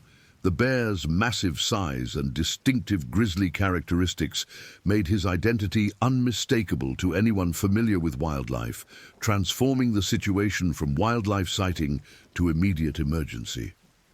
The bear continued moving at a walking pace that suggested curiosity rather than aggression, but his size and proximity to 43 high school students created a potentially catastrophic situation that required immediate and decisive action. Coach Ben had identified the bear's location and was communicating with Principal Dr. Thompson while maintaining visual contact with the animal and ensuring that all players remained calm and prepared for emergency evacuation. His experience with outdoor activities had taught him that sudden movements or loud noises could trigger aggressive responses from large wildlife, making it essential to maintain discipline and control while implementing safety procedures. The team's training and respect for coaching authority was being tested in a real-world crisis situation that could determine whether anyone was injured or killed. Dr. Jennifer Adams was coordinating with Sheriff's Deputy Roberts and additional game and fish personnel to establish response protocols while monitoring Bear 211's continued approach toward the school. The bear's behavior remained consistent with curiosity rather than aggression, but Dr. Adams understood that grizzly bear behavior could change rapidly and unpredictably, particularly if the animals felt threatened or surprised. Her priority was coordinating a response that would protect human safety while avoiding actions that might provoke the bear into aggressive behavior. Sheriff's Deputy Roberts had moved his patrol vehicle to a position where he could observe both the bear and the school, while preparing for potential intervention if the situation deteriorated. His experience with previous wildlife encounters had taught him that grizzly bears were capable of incredible speed and power, making them extremely dangerous if they decided to attack humans. Deputy Roberts had his rifle ready and was coordinating with additional law enforcement personnel who could provide backup if lethal force became necessary to protect students and staff. The 43 members of the Jackson High School football team remained motionless on the practice field while coaches assessed the situation and prepared evacuation procedures. The team's discipline and trust in their coaches was being tested in a situation that none of them had experienced before, creating an atmosphere of controlled tension that could explode into panic if leadership failed. The artificial turf field provided no natural shelter or concealment, making the team vulnerable if the bear decided to charge across the open area that separated them from the approaching grizzly. At 4:22 p.m., Bear 211 stopped his forward progress and stood upright on his hind legs to get a better view of the activity at Jackson High School. When grizzly bears stand upright, they can reach heights of 8 to 9 feet, making them visible from considerable distances and creating an intimidating presence that commands immediate attention.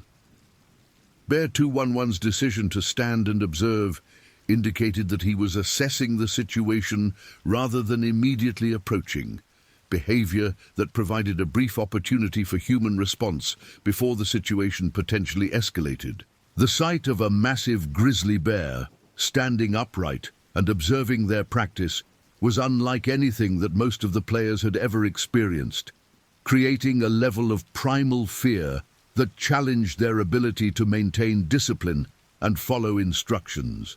Several younger players began showing signs of panic, including trembling and rapid breathing, requiring intervention from team leaders and coaches to prevent the situation from deteriorating into chaos. The bear's impressive size and obvious power created an immediate understanding that this was a life-threatening situation requiring perfect execution of emergency procedures. Coach Ben made the decision to begin moving the team toward the school building, using a route that would keep the players grouped together while providing maximum distance from the bear's location. His plan involved moving slowly and deliberately to avoid triggering aggressive behavior while getting his players to safety as quickly as possible. The evacuation would require approximately 3 minutes if executed properly, during which time the bear could cover the remaining distance to the field if he decided to charge. Marcus Rodriguez positioned himself between the bear and his younger teammates, using his size and leadership presence to provide protection and reassurance while helping to maintain team organization during the evacuation. His decision to accept additional personal risk in order to protect others reflected the leadership qualities that had made him respected by teammates and coaches. Marcus understood that his actions during this crisis would define his character and leadership more than any football performance could accomplish. Tommy Chen used his analytical skills to assess evacuation routes and identify potential shelter options while helping to keep teammates calm and organized. His natural leadership and problem-solving abilities made him valuable during crisis management, as he could think clearly under pressure while providing practical assistance to coaches and fellow players. Tommy's calm demeanor and rational approach provided stability for teammates who were struggling with fear and uncertainty. Jacob Stevens communicated quietly with nearby players to ensure that everyone understood the evacuation plan while maintaining visual contact with coaches who were directing the movement. His experience as quarterback had taught him to process information quickly and communicate effectively under pressure, skills that proved valuable during emergency situations. Jacob's ability to remain calm and focused helped prevent panic among teammates who might otherwise have been overwhelmed by the situation. At 4:24 p.m., Bear 211 dropped back down to all four legs and resumed his approach toward Jackson High School, moving at the same deliberate pace that had characterized his travel for the past several minutes. The bear's continued approach indicated that his curiosity had not been satisfied by his observation, and that he intended to investigate the source of the activity that had attracted his attention. His movement pattern remained consistent with investigation rather than attack, but the decreasing distance between the bear and the students made the situation increasingly dangerous with each passing moment. The football team had begun their evacuation toward the school building, moving as a group while maintaining the discipline and organization that their training had developed. Coach Ben led the movement, while Coach Mitchell and Coach O'Brien positioned themselves to provide protection and ensure that no players were left behind.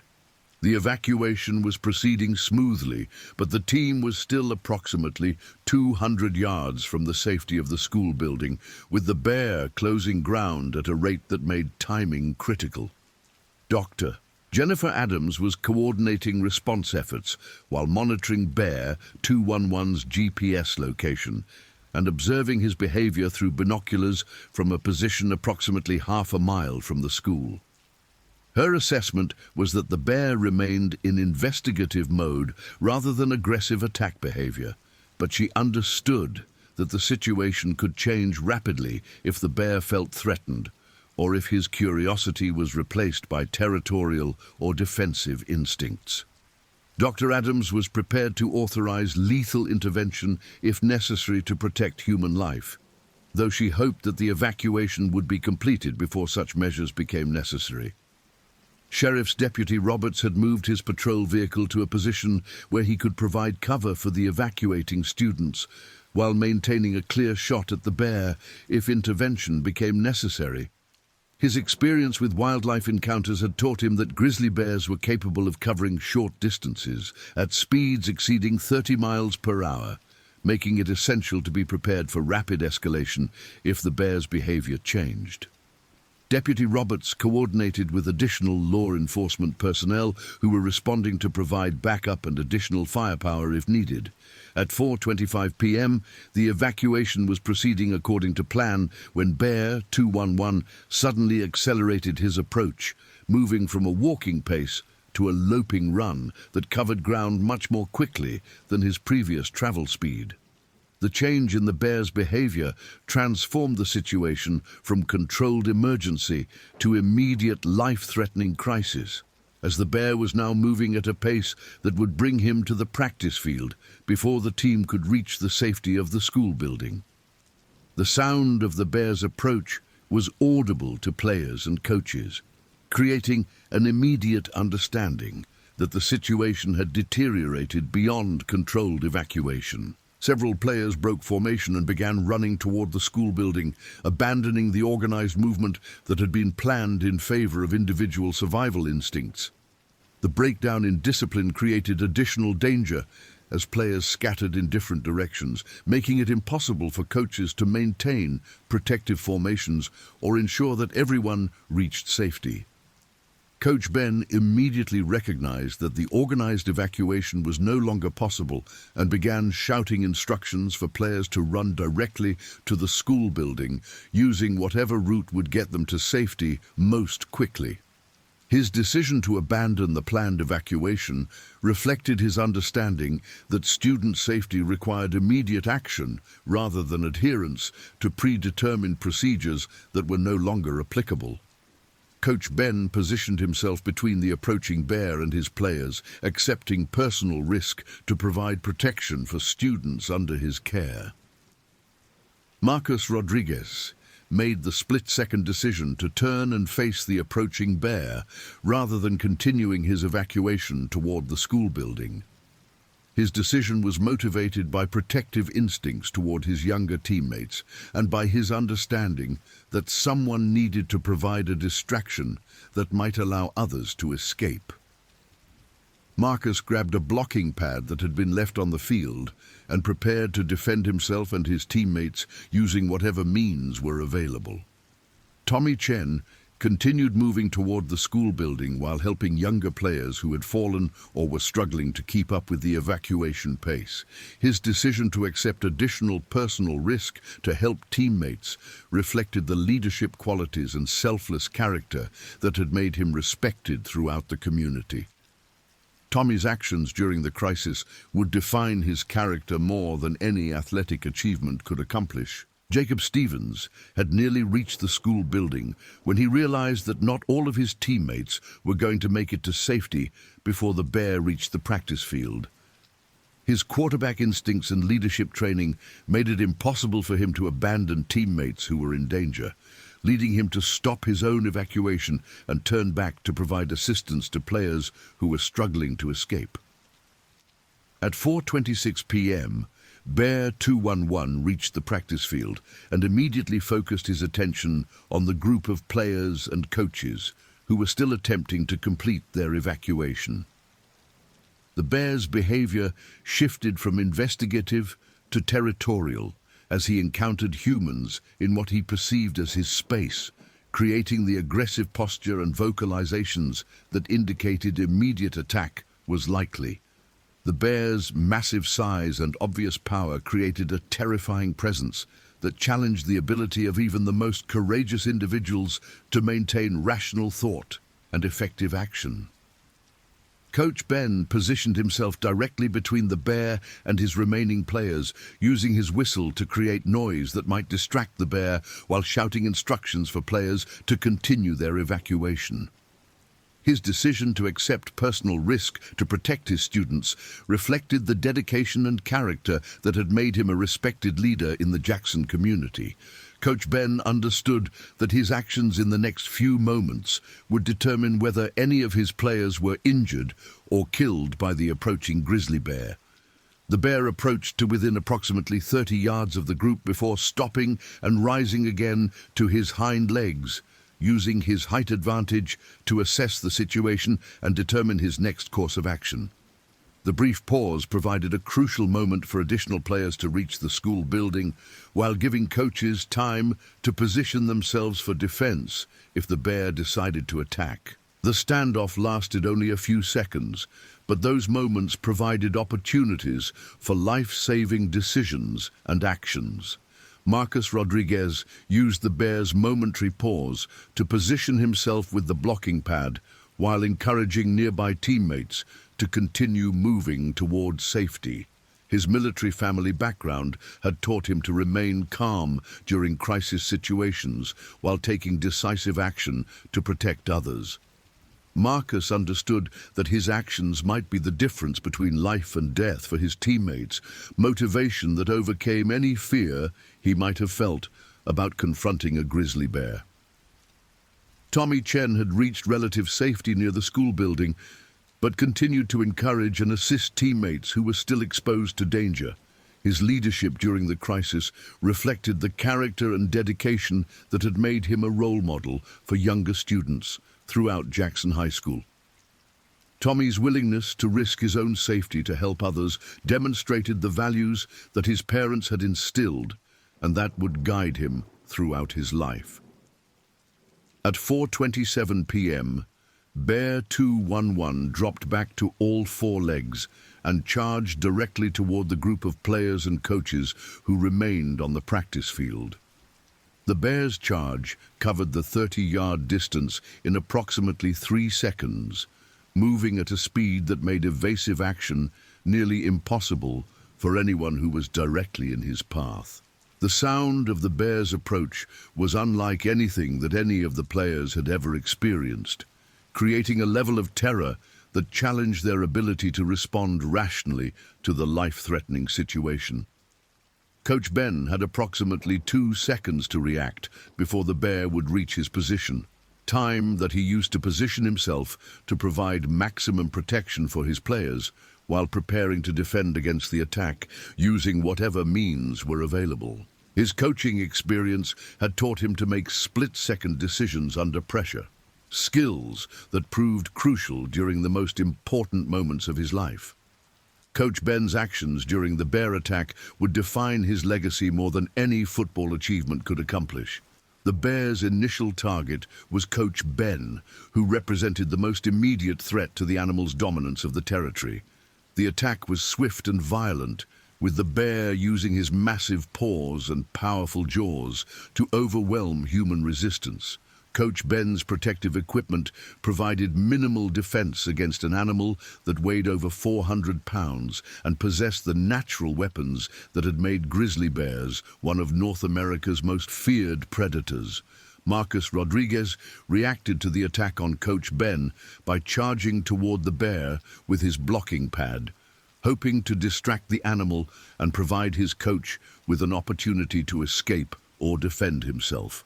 Marcus's decision to attack a grizzly bear was motivated by loyalty to Coach Ben and protective instincts toward his teammates, overcoming rational fear through pure courage and determination. His actions represented the kind of heroism that emerges during crisis situations when individuals choose to risk their own lives to protect others.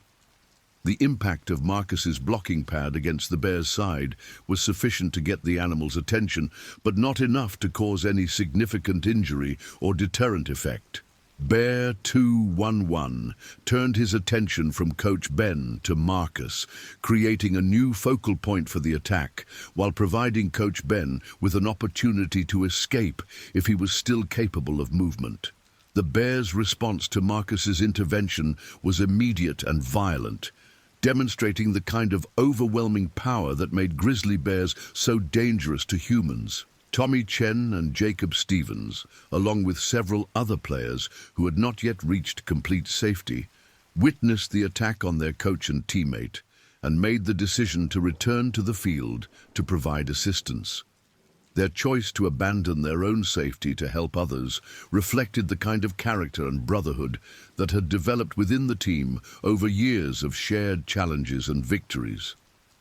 The decision to confront a grizzly bear required courage that went beyond anything they had ever been asked to demonstrate on a football field.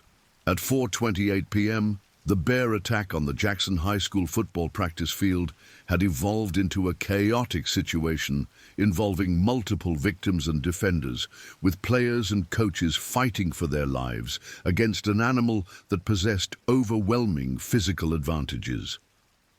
The artificial turf that had provided excellent footing for football was now slick with blood, as Bear 211 continued his assault on anyone who came within range of his claws and teeth. Coach Mitchell had positioned himself near the equipment bags and grabbed a football helmet, using it as both a defensive weapon and a projectile to distract the bear from his primary targets. His decision to join the fight rather than seeking personal safety reflected the dedication to student welfare that characterized the entire coaching staff.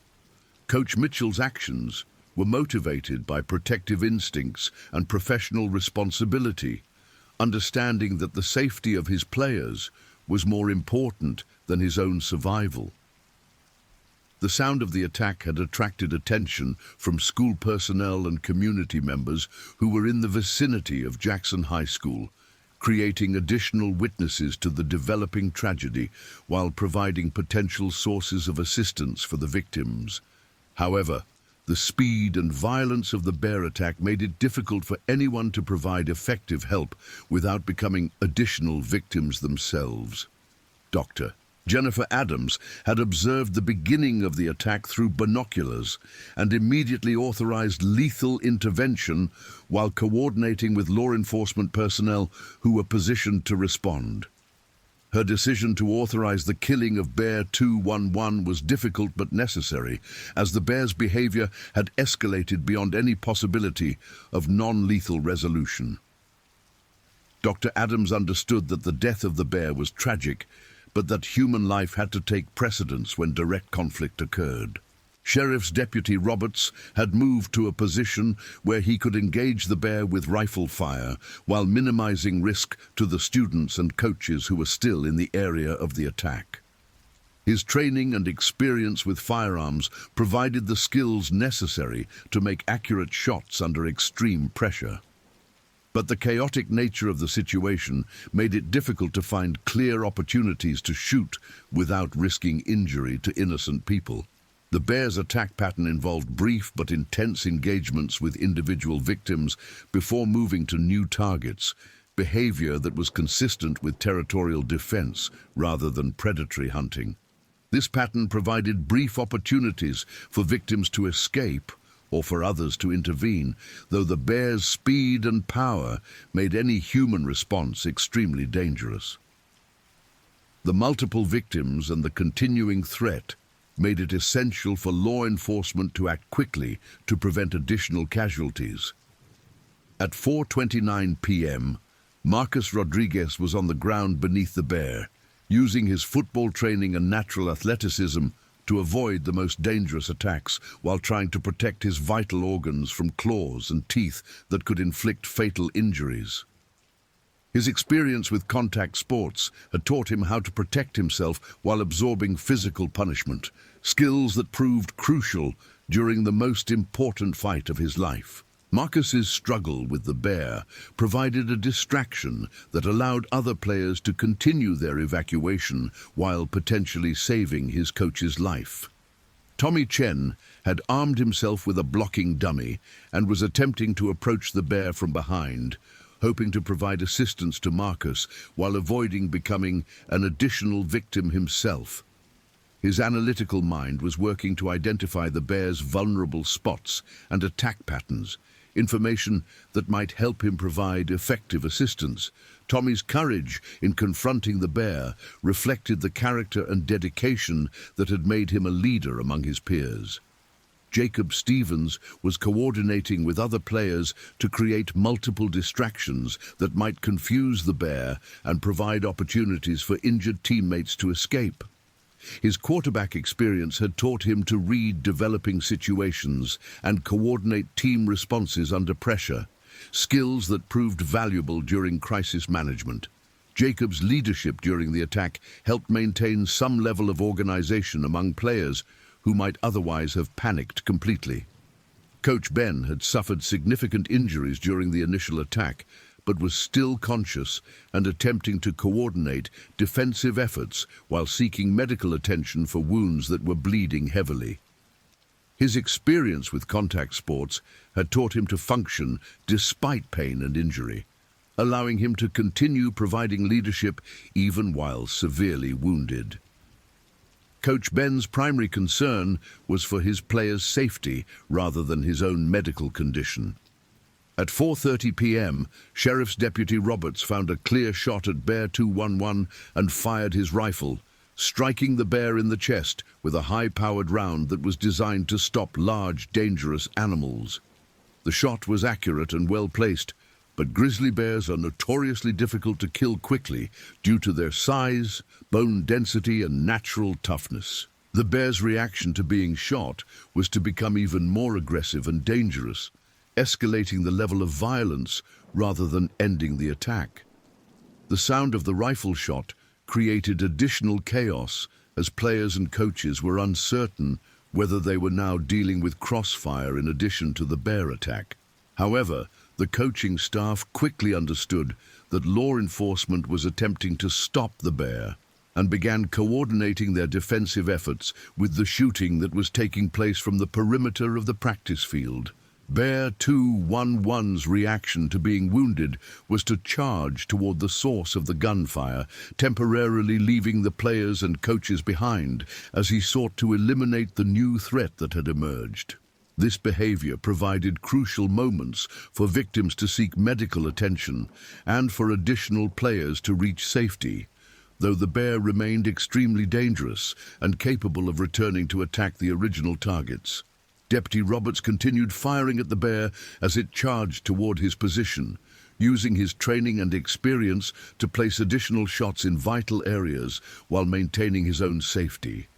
The deputy's calm under pressure and marksmanship skills were being tested in a life-or-death situation where accuracy could determine the survival of multiple innocent people. Marcus Rodriguez used the bear's temporary distraction to crawl towards safety while assessing his injuries and checking on the condition of teammates who had been involved in the fight. His wounds were serious, but not immediately life-threatening, allowing him to continue providing assistance to others while seeking his own medical attention. Marcus's courage during the attack had helped save lives and demonstrated leadership that went far beyond anything required in athletic competition. At 4:31 p.m., additional gunfire from backup law enforcement personnel finally brought down Bear 211 approximately 50 yards from the practice field, ending the immediate threat but leaving multiple victims requiring urgent medical attention. The bear's death marked the conclusion of an attack that had lasted approximately 4 minutes but had seemed much longer to everyone involved. The sudden silence after the gunfire created an eerie atmosphere as the reality of what had occurred began to register with survivors and responders.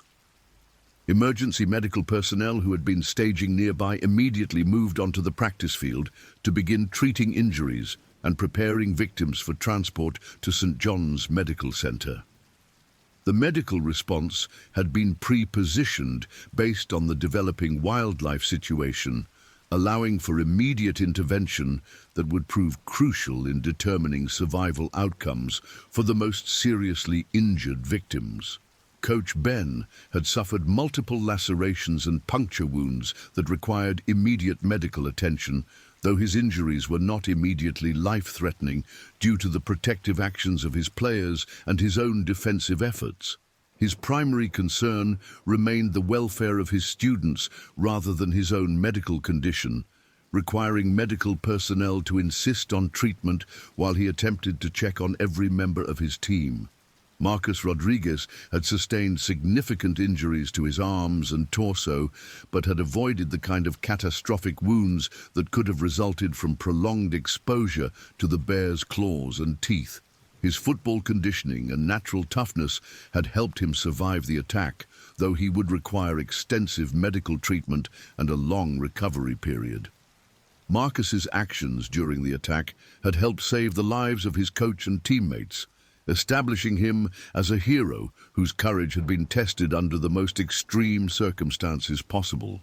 Tommy Chen had avoided serious injury during the attack, but had witnessed violence that would affect him psychologically for the rest of his life. His actions during the crisis had demonstrated the leadership and character that would serve him well in his future medical career, though the emotional trauma of the experience would require professional counseling and support. Tommy's quick thinking and willingness to risk his own safety had contributed to the survival of his teammates. Jacob Stevens had also avoided serious physical injury, but had experienced trauma that would require long-term psychological support to overcome. His leadership during the crisis had helped maintain team organization and had contributed to the successful evacuation of players who might otherwise have been injured or killed. Jacob's performance under pressure had demonstrated the kind of character that would serve him well in his future endeavors. At 4:35 p.m., the first ambulances began arriving at Jackson High School to transport the most seriously injured victims to St. John's Medical Center, where emergency room staff had been alerted and were preparing to receive multiple trauma patients.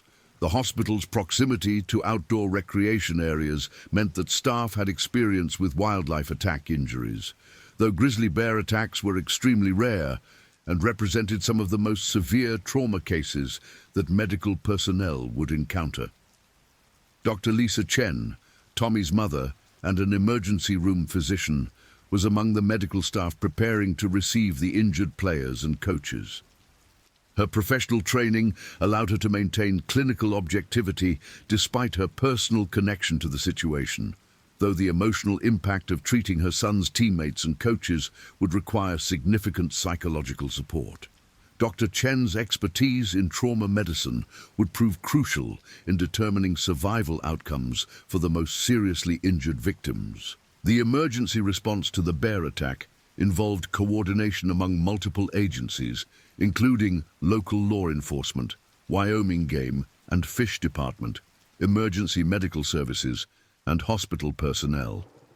The complexity of the response reflected the unusual nature of the incident and the need to provide both immediate medical care and ongoing investigation into the circumstances that had led to the attack. News of the bear attack began spreading throughout Jackson and the surrounding region, creating a media response that would eventually draw national attention to the small Wyoming community.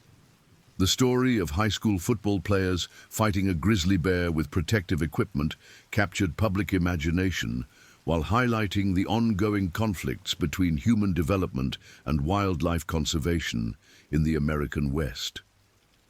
At 4:45 p.m., Coach Ben was loaded into the first ambulance for transport to St. John's Medical Center, where he would undergo emergency surgery to repair damage caused by the bear's claws and teeth. His prognosis was good due to the prompt medical response and the fact that he had avoided injuries to vital organs, though his recovery would be lengthy and would require multiple surgical procedures. Coach Ben's primary concern remained his players rather than his own medical condition, requiring medical personnel to provide updates on all team members before he would allow his own treatment to proceed. Marcus Rodriguez was transported in the second ambulance, his injuries requiring immediate surgical intervention to repair damaged muscle tissue and prevent infection from contamination caused by the bear's claws. His prognosis was also good, though his football career was likely over due to the extent of his injuries and the psychological trauma of the attack. Marcus's heroic actions during the attack had saved lives and would be remembered long after his physical wounds had healed.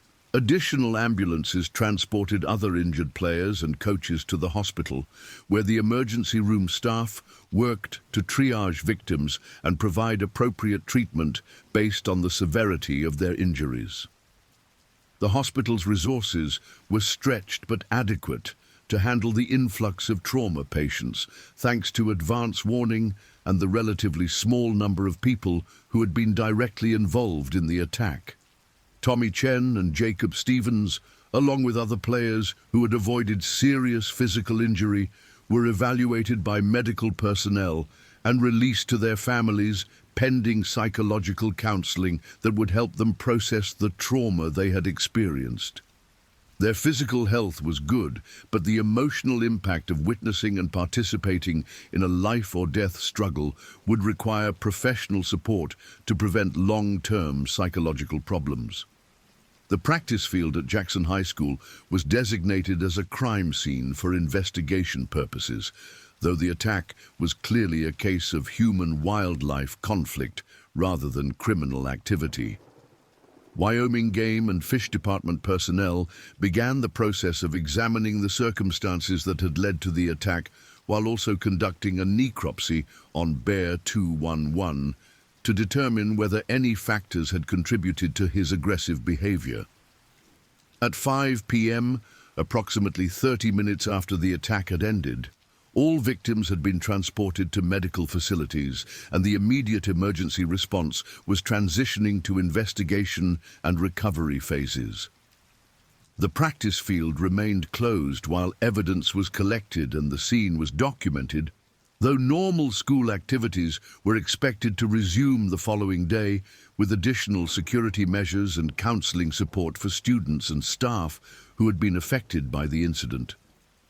Dr. Jennifer Adams began the process of investigating the circumstances that had led to Bear 211's attack on human beings, a behavior that was extremely unusual for grizzly bears in the greater Yellowstone ecosystem. Her preliminary assessment was that the bear had been attracted by the noise and activity from football practice and had approached out of curiosity rather than aggression. but that the close proximity to humans had triggered territorial or defensive instincts that had escalated to attack behavior. The investigation would examine multiple factors, including the bear's health and behavior history, environmental conditions that might have influenced his movement patterns, and human activities that might have attracted him to the school area. The goal was to understand what had caused this unprecedented incident in order to prevent similar attacks in the future, while maintaining the delicate balance between human safety and wildlife conservation. Sheriff's Deputy Roberts began coordinating with other law enforcement agencies to document the incident and ensure that all proper procedures were followed in the investigation of a wildlife attack that had resulted in multiple human casualties. His experience with previous wildlife encounters provided valuable perspective on the incident, though the scale and severity of this attack was unprecedented in his career. The community response to the bear attack was immediate and supportive, with local businesses and organizations offering assistance to the affected families, while school district officials worked to provide counseling services and support for students and staff who had been traumatized by the incident. The tight-knit nature of the Jackson community meant that the attack affected virtually everyone, either through direct connection to victims or through shared concern for community safety. At 5:30 p.m., the first news reports began appearing on local television and radio stations, providing initial details about the bear attack while respecting the privacy of victims and their families.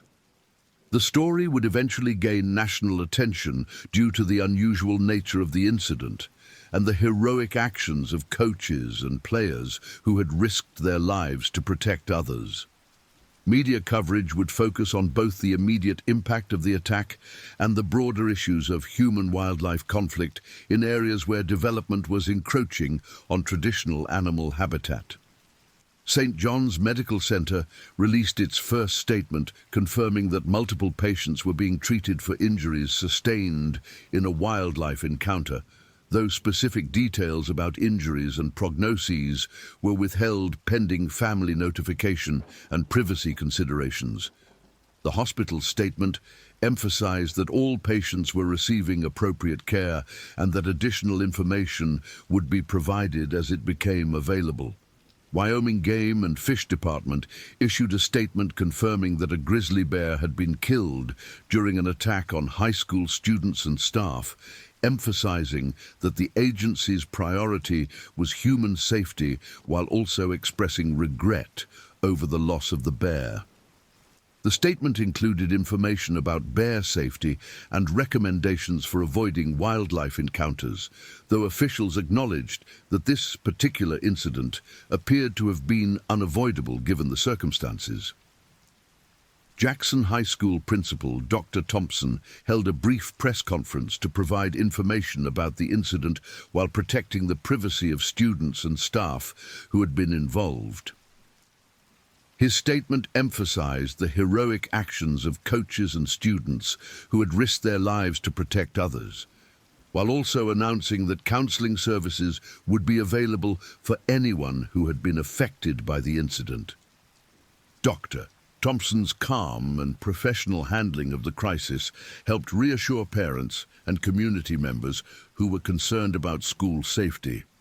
At 6 p.m., approximately 90 minutes after the attack had ended, all immediate emergency response activities had been completed, and the focus was shifting to medical treatment, investigation, and community support for those who had been affected. The attack had lasted only 4 minutes, but its impact would be felt throughout the Jackson community for years to come, affecting not only the direct victims, but also their families, teammates, coaches, and fellow students who had witnessed or heard about the incident. The football practice that had begun as routine preparation for homecoming week had become a life-changing event that would be remembered long after the physical wounds had healed and the investigation had been completed. The courage and leadership demonstrated by coaches and players during the attack had prevented what could have been a much more tragic outcome, though the emotional and psychological impact of the incident would require ongoing support and counseling for all involved. The grizzly bear that had wandered into human territory seeking food or investigating unusual activity had paid the ultimate price for following natural instincts that had brought him into conflict with human activities. Bear 211's death represented both a necessary response to protect human life and a tragic reminder of the ongoing challenges faced by wildlife populations as human development continued to encroach on traditional habitat areas. The immediate medical response had been excellent due to advance warning and the proximity of high-quality medical facilities, factors that had contributed to the survival of all attack victims and the prevention of more serious injuries. The coordination among emergency responders had been professional and effective, demonstrating the value of training and preparation for crisis situations that everyone hoped would never occur. At 7 p.m., the emergency surgery on Coach Ben had been completed successfully, with doctors reporting that his injuries, while serious, were not life-threatening and that he was expected to make a full recovery with appropriate rehabilitation and time. His family had been notified and was at the hospital providing support, while his players and fellow coaches awaited updates on his condition. Coach Ben's first question, upon regaining consciousness, was about the welfare of his players, demonstrating the dedication and character that had motivated his heroic actions during the attack. Marcus Rodriguez's surgery had also been completed, with doctors working to repair muscle and tissue damage while preventing infection and maintaining function in his injured extremities. His prognosis was good for full recovery, though the extent of his injuries meant that his athletic career was likely over. Marcus's family had traveled from their home to be with him during his recovery, proud of their son's heroic actions while concerned about his physical and emotional healing. The other injured players and coaches were receiving appropriate medical care based on the severity of their injuries, with hospital staff working to ensure that all victims received the treatment they needed, while also providing support for family members who were dealing with the trauma of the incident. The medical response had been exemplary, demonstrating the value of having high-quality healthcare facilities available in areas where outdoor activities created the potential for serious injuries. Tommy Chen and Jacob Stevens, along with other players who had avoided serious physical injury, were participating in crisis counseling designed to help them process the trauma they had experienced and prevent long-term psychological problems. Their involvement in fighting the bear had required courage that few people would ever be asked to demonstrate, and the emotional impact of the experience would require professional support to overcome. The investigation into the circumstances that had led to the attack was continuing, with wildlife officials examining Bear 211's movement patterns, health status, and behavior history to understand what had caused him to approach and attack humans. The preliminary assessment was that the bear had been in good health and had not displayed any previous aggressive behavior toward humans, suggesting that the attack had resulted from circumstantial factors rather than any underlying problems with the animal.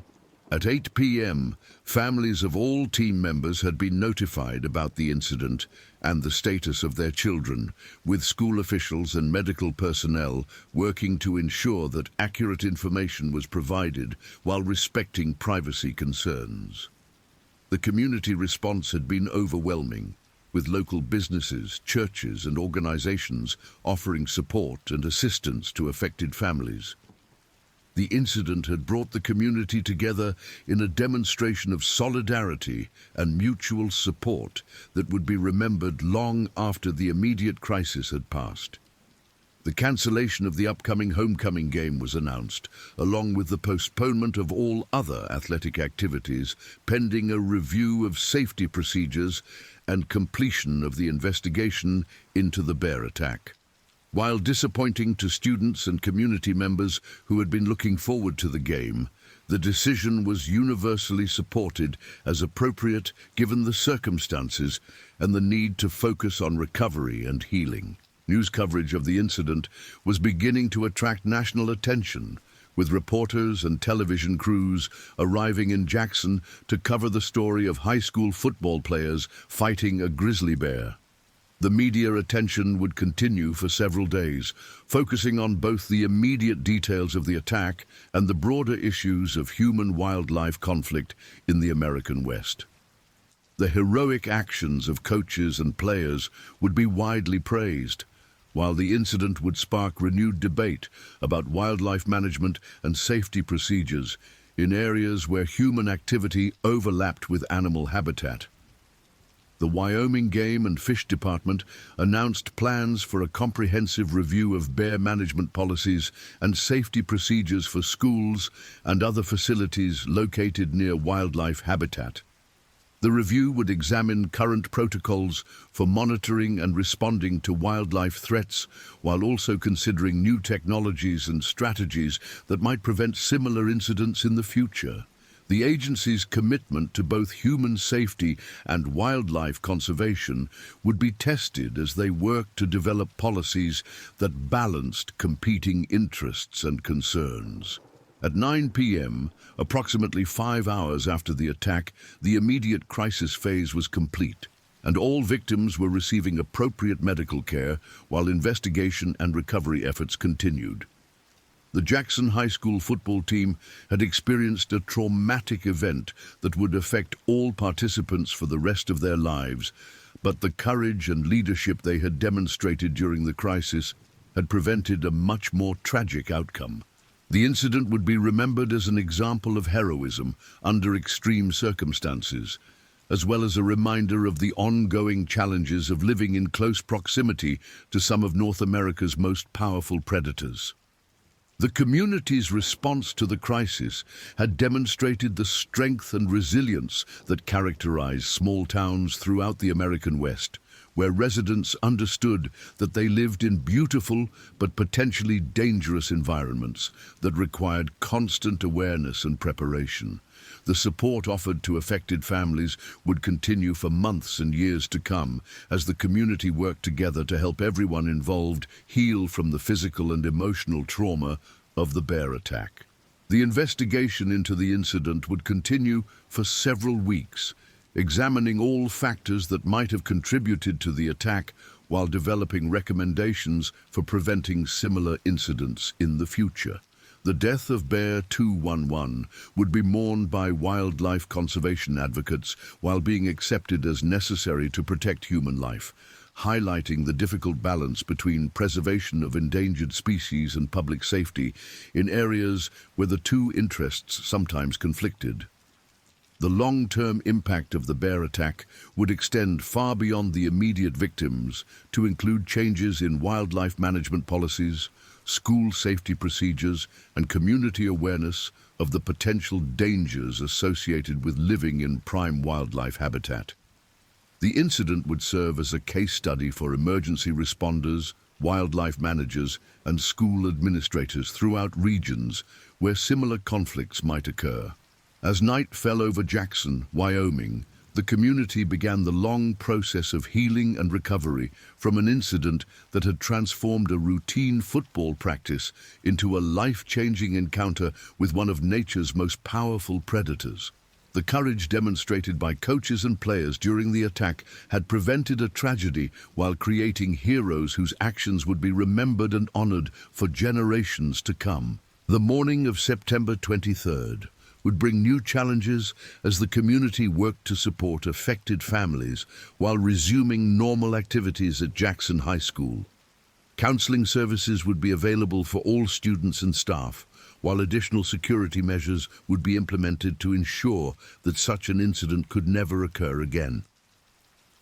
The resilience and strength of the Jackson community would be tested in the days and weeks ahead. But the initial response to the crisis had demonstrated the character and unity that would see them through the difficult times ahead. At 10 p.m., 6 hours after Bear 211 had first approached Jackson High School, the practice field remained empty and silent, a stark contrast to the noise and activity that had attracted the Bears' attention earlier in the day.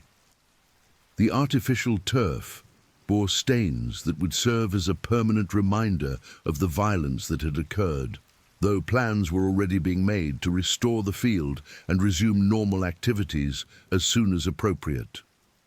The equipment scattered during the evacuation had been collected as evidence, though most would eventually be returned to the team when the investigation was complete.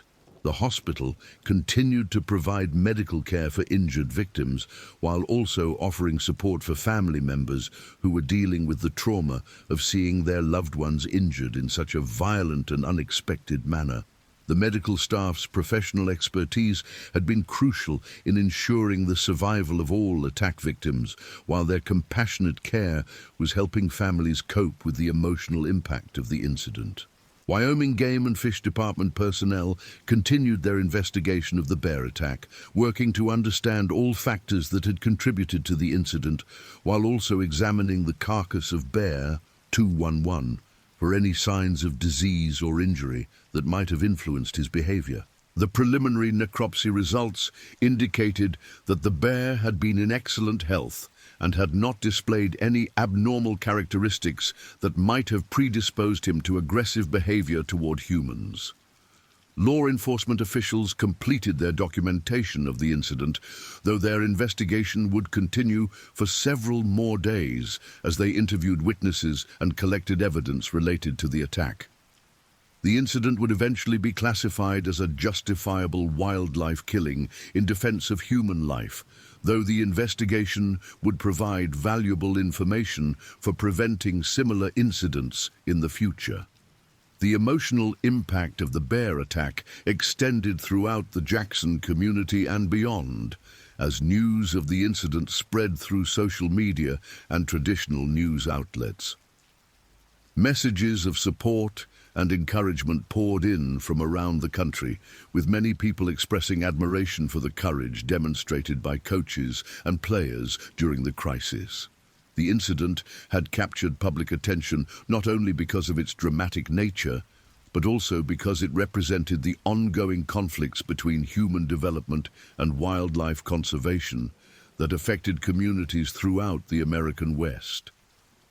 At 11 p.m., most of the immediate emergency response activities had been completed, though medical care and psychological support would continue for weeks and months to come. The bear attack on Jackson High School's football practice had lasted only 4 minutes, but had created impacts that would be felt for years to come, affecting not only the direct victims, but also their families, teammates, and the entire community that had rallied to support them during their time of crisis. The investigation into the incident would provide valuable lessons for wildlife managers, school administrators, and emergency responders throughout regions where similar conflicts might occur. The heroic actions of coaches and players would be studied and honored as examples of courage and leadership under extreme circumstances, while the incident would serve as a reminder of the importance of preparation and training for crisis situations that everyone hoped would never occur. The cancellation of homecoming activities was disappointing but appropriate, given the circumstances, and plans were already being made for memorial and recognition events that would honor the courage demonstrated during the attack, while supporting the healing and recovery process for all involved. The community's response to the crisis had demonstrated the strength and resilience that would see them through the difficult times ahead, while ensuring that the heroic actions of September 22nd would never be forgotten. As Jackson settled into an uneasy sleep on the night after the bear attack, the community faced an uncertain future that would require continued healing, investigation, and adaptation to the realities of living in close proximity to some of North America's most powerful predators. The courage and leadership demonstrated during the crisis had prevented a much more tragic outcome, but the work of recovery and prevention was just beginning for a community that had been forever changed by 4 minutes of violence on a high school football field. The story of the Jackson High School bear attack would eventually be told and retold throughout the region and beyond, serving as both an inspiration and a cautionary tale about the ongoing challenges of human-wildlife coexistence in areas where development and conservation interests intersected. The heroic actions of coaches and players would be remembered long after their physical wounds had healed, while the lessons learned from the incident would help protect future generations from similar encounters with the magnificent but dangerous animals that shared their mountain homeland. In the weeks that followed September 22nd, 2024, the Jackson community would face numerous challenges as they worked to support affected families while implementing changes designed to prevent similar incidents in the future. The bear attack had changed everyone involved, creating both heroes and victims, while highlighting the ongoing need for vigilance and preparation in areas where human activities overlapped with wildlife habitat.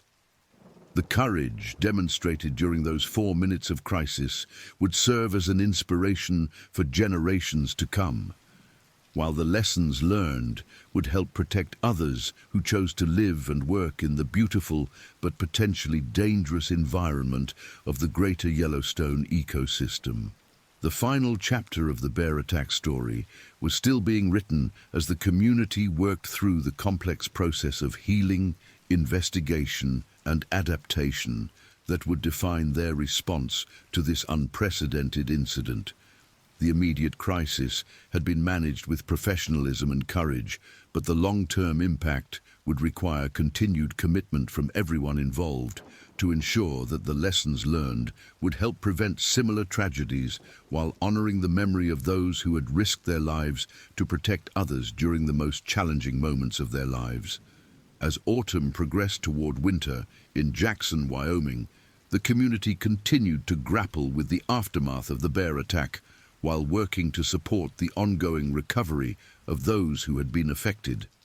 The investigation had concluded that Bear 211 had been a healthy adult male grizzly bear whose approach to the school had been motivated by curiosity rather than aggression, but whose territorial instincts had been triggered by close proximity to humans in what he perceived as his domain. The tragic outcome had been the result of circumstantial factors rather than any failure of existing safety protocols, though the incident had prompted significant changes in wildlife monitoring and emergency response procedures.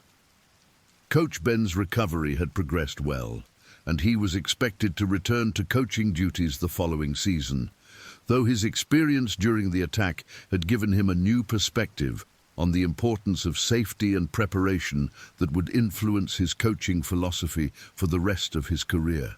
His first priority upon returning to work would be ensuring that all safety protocols were updated and that players and staff were prepared for any future emergency situations that might arise.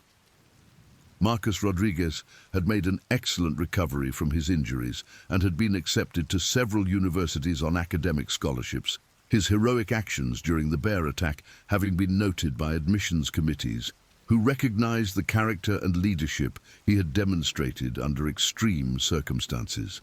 His football career had ended with the attack, but his courage during those crucial moments had opened other opportunities and had earned him recognition as one of the most courageous young men in Wyoming. Tommy Chen had continued his academic excellence while also participating in counseling to address the psychological trauma of the attack. His experience during the crisis had reinforced his decision to pursue a medical career, understanding now more than ever the importance of emergency response and trauma care. His leadership during the attack had demonstrated the character that would serve him well in his future endeavors to help others during their most vulnerable moments. Jacob Stevens had also continued his academic and athletic pursuits while working through the emotional impact of the attack with professional counseling support. His leadership during the crisis had prepared him for future challenges and had given him confidence in his ability to perform under pressure in any situation he might encounter.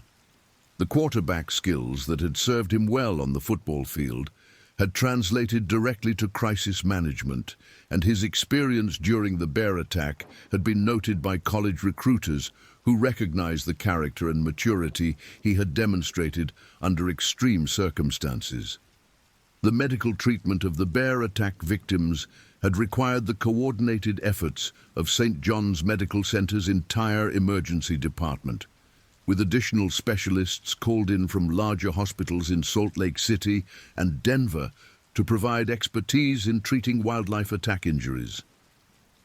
Dr. Sarah Patterson, the hospital's chief of emergency medicine, had coordinated the response with the skill and professionalism that had made her one of the most respected physicians in Wyoming. Her 23 years of experience treating outdoor recreation injuries had prepared her for serious trauma cases, but the bear attack had presented unique challenges that required innovative treatment approaches. The surgical repair of Coach Ben's injuries had been performed by Dr. Michael Richardson, a trauma surgeon who had been flown in from Denver specifically to handle the complex wounds caused by the bear's claws and teeth. The surgery had lasted 4 hours and had required extensive reconstruction of damaged muscle tissue and repair of torn blood vessels. Dr. Richardson's expertise in treating animal attack injuries had been crucial in ensuring that Coach Ben would regain full function of his injured limbs while minimizing scarring and long-term complications. Marcus Rodriguez's surgical treatment had been handled by Dr. Jennifer Walsh, an orthopedic surgeon who specialized in sports medicine and trauma reconstruction. The complexity of Marcus's injuries had required multiple procedures to repair damaged muscles, tendons, and nerves, while ensuring that he would retain normal function in his arms and hands. Dr. Walsh's meticulous surgical technique and extensive experience with complex trauma cases had been essential in achieving the excellent outcome that allowed Marcus to resume normal activities within 6 months of the attack. The psychological impact of the bear attack extended far beyond the immediate victims to include family members, teammates, coaches, and community members who had been affected by witnessing or learning about the incident.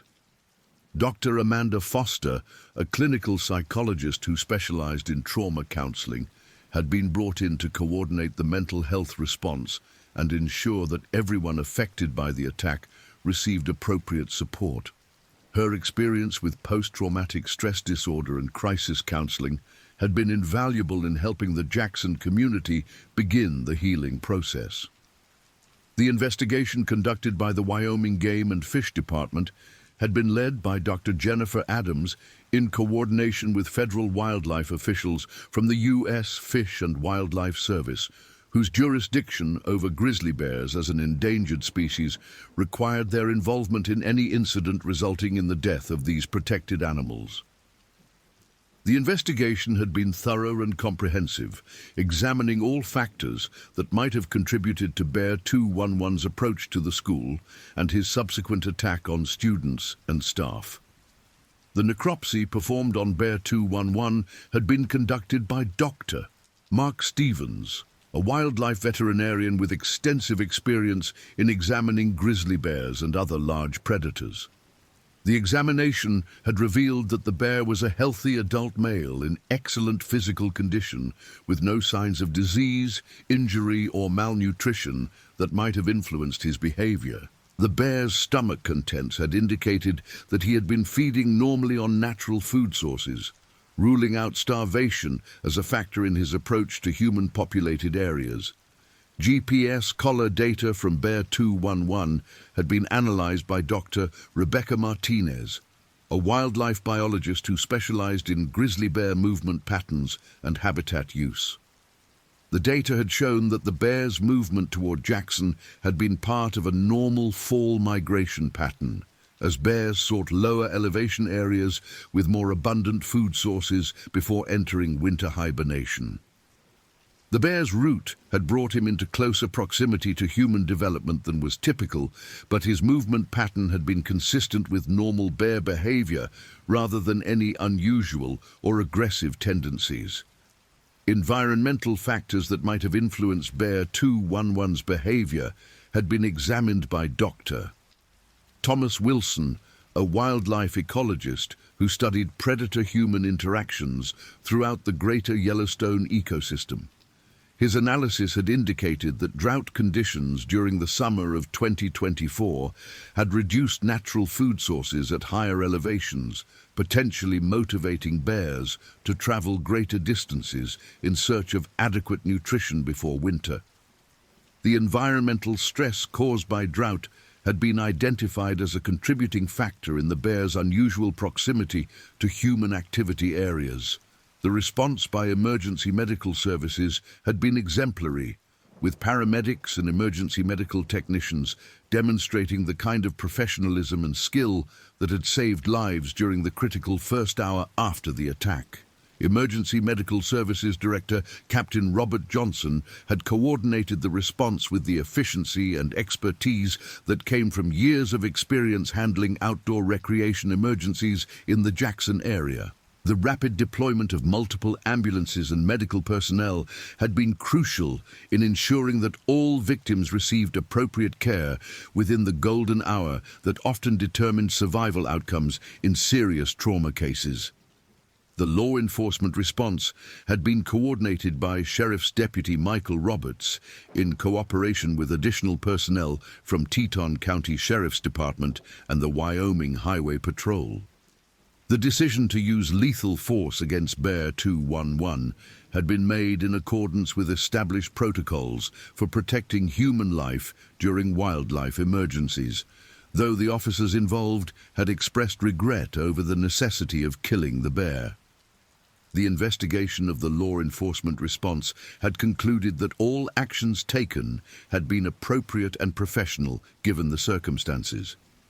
The school district's response to the bear attack had been led by Superintendent Dr. Patricia Anderson, who had coordinated with school board members, parents, and community leaders to ensure that appropriate support was provided for all affected students and staff. The district's crisis response plan had been activated immediately following the attack, providing counseling services, alternative educational arrangements for affected students, and communication with families and media outlets. Dr. Anderson's leadership during the crisis had been praised by parents and community members who recognized the difficulty of managing such an unprecedented situation. The cancellation of the remainder of the football season had been a difficult but necessary decision made by the school administration in consultation with the coaching staff and affected families. The emotional and physical trauma experienced by team members had made it impossible to continue competitive activities, while the investigation and recovery process required focus and attention that would have been compromised by attempting to maintain normal athletic schedules. The decision had been supported by opposing schools and the Wyoming High School Activities Association, which had offered assistance and support during the team's recovery period. The homecoming activities that had been scheduled for the week following the bear attack had been modified to focus on community healing and support for affected families rather than traditional celebratory events. The homecoming dance had been converted into a community gathering where residents could show support for attack victims while participating in healing activities organized by local churches and service organizations. The homecoming parade had been replaced by a memorial march that honored the courage demonstrated during the attack while raising funds for medical expenses and recovery support. The media coverage of the bear attack had been extensive and largely positive, focusing on the heroic actions of coaches and players while respecting the privacy of victims and their families. National news outlets had covered the story for several days, with many reporters traveling to Jackson to interview participants and community members. The coverage had highlighted both the immediate drama of the attack and the broader issues of human-wildlife conflict that affected communities throughout the American West. CNN had sent correspondent Jennifer Martinez to Jackson to produce a special report on the bear attack and its aftermath, focusing on the courage demonstrated by coaches and players while also examining the challenges of wildlife management in areas where human development was encroaching on traditional animal habitat.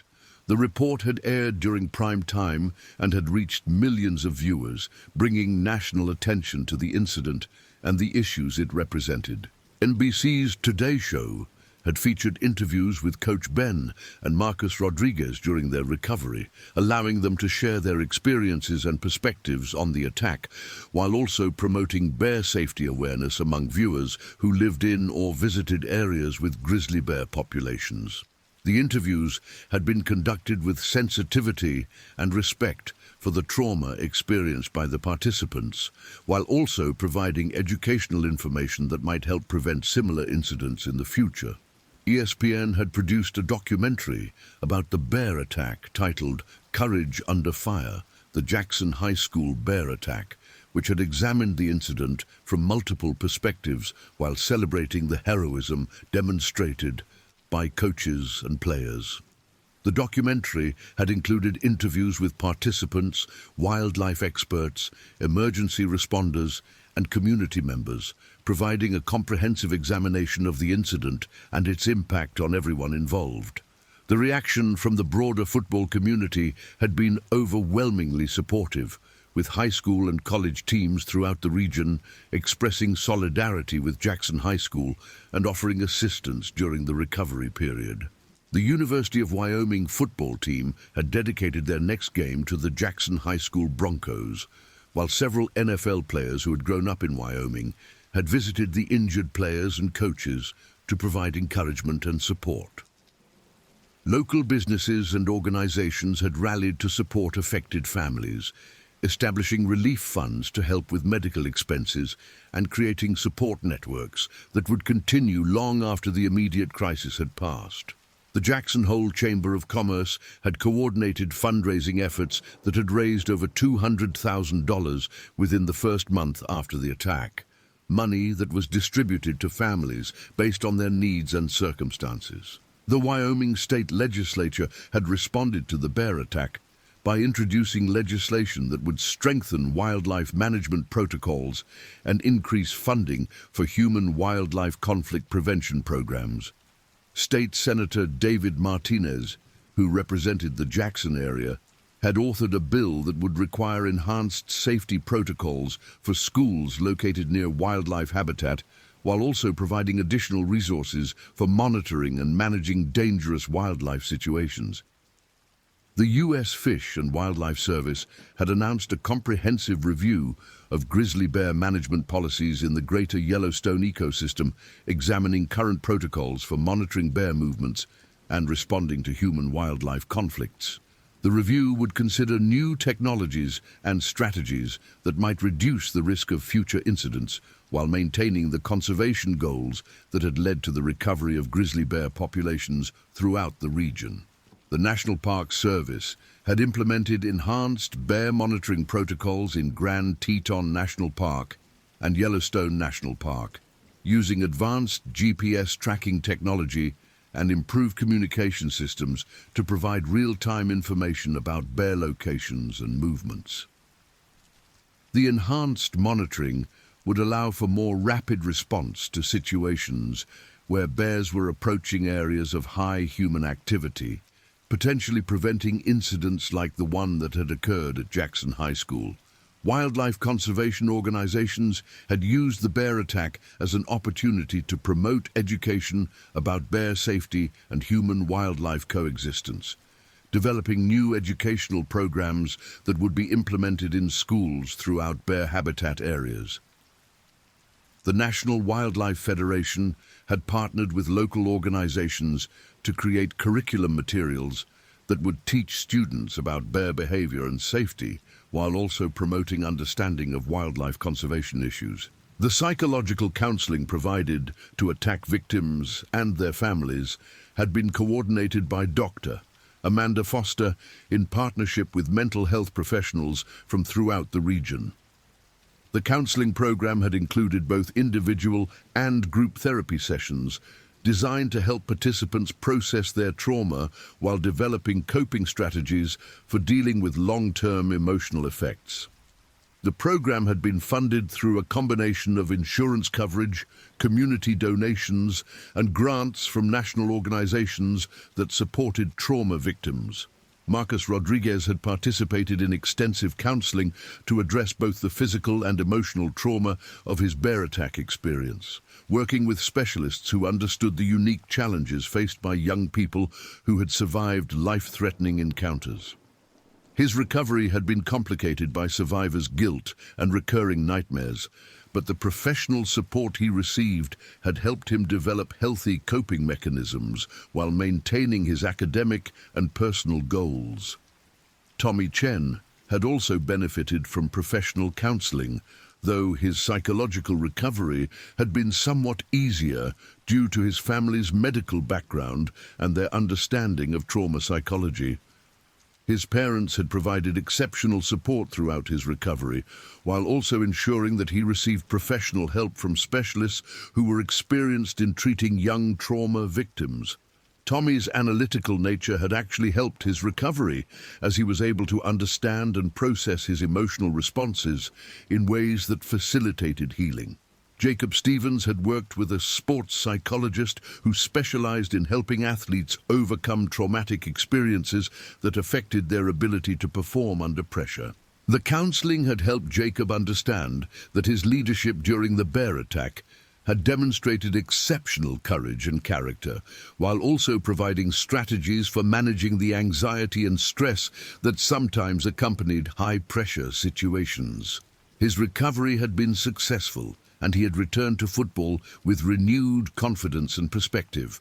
Coach Ben's recovery had included both physical rehabilitation and psychological counseling to address the trauma of being attacked while trying to protect his students.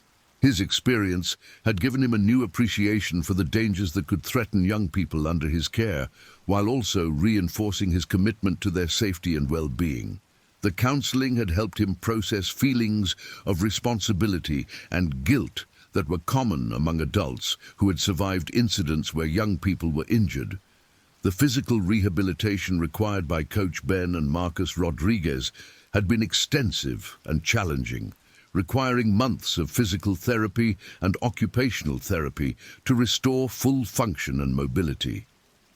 The rehabilitation had been provided by specialists who understood the unique challenges of recovering from wildlife attack injuries, which often involved complex trauma to multiple body systems. The excellent medical care and rehabilitation services available in the Jackson area had been crucial in achieving successful recovery outcomes for all attack victims. The investigation by the Wyoming Game and Fish Department had included extensive analysis of the factors that had led to Bear 211's approach to Jackson High School, examining everything from weather patterns and food availability to human activity levels and scent trails that might have attracted the bear's attention. The investigation had concluded that the attack had been the result of a combination of environmental factors and unfortunate timing rather than any single cause that could have been prevented through existing protocols. The necropsy results had shown that Bear 211 had been carrying normal levels of body fat for the time of year and had been feeding on typical food sources including berries, nuts, roots, and some carrion.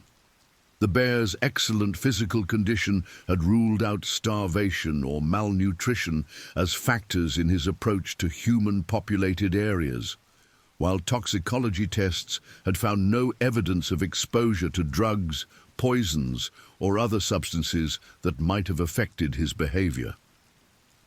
Genetic analysis of tissue samples from Bear 211 had revealed that he was descended from bears that had been part of the original Yellowstone population, with no genetic markers that might have predisposed him to aggressive behavior toward humans.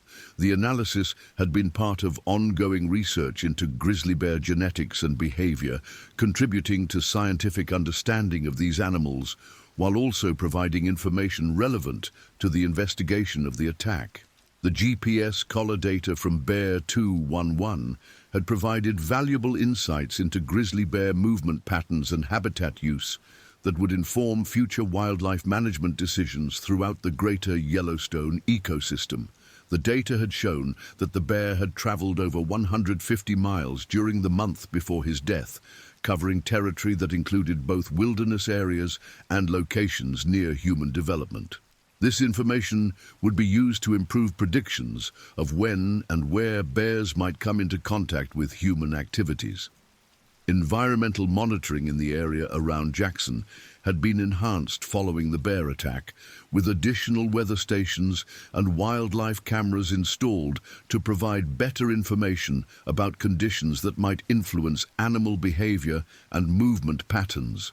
The enhanced monitoring would allow wildlife managers to better predict when bears might be moving through areas near human activity, potentially providing advance warning that could prevent future incidents. The school district had implemented comprehensive changes to its emergency protocols following the bear attack, including enhanced communication systems, additional staff training, and modified procedures for outdoor activities in areas where wildlife encounters were possible.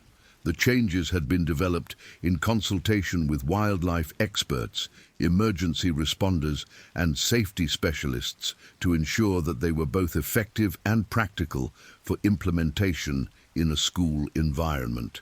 New wildlife detection systems had been installed around Jackson High School, including motion-activated cameras and scent detection devices that could alert school officials to the presence of large animals in the vicinity of campus.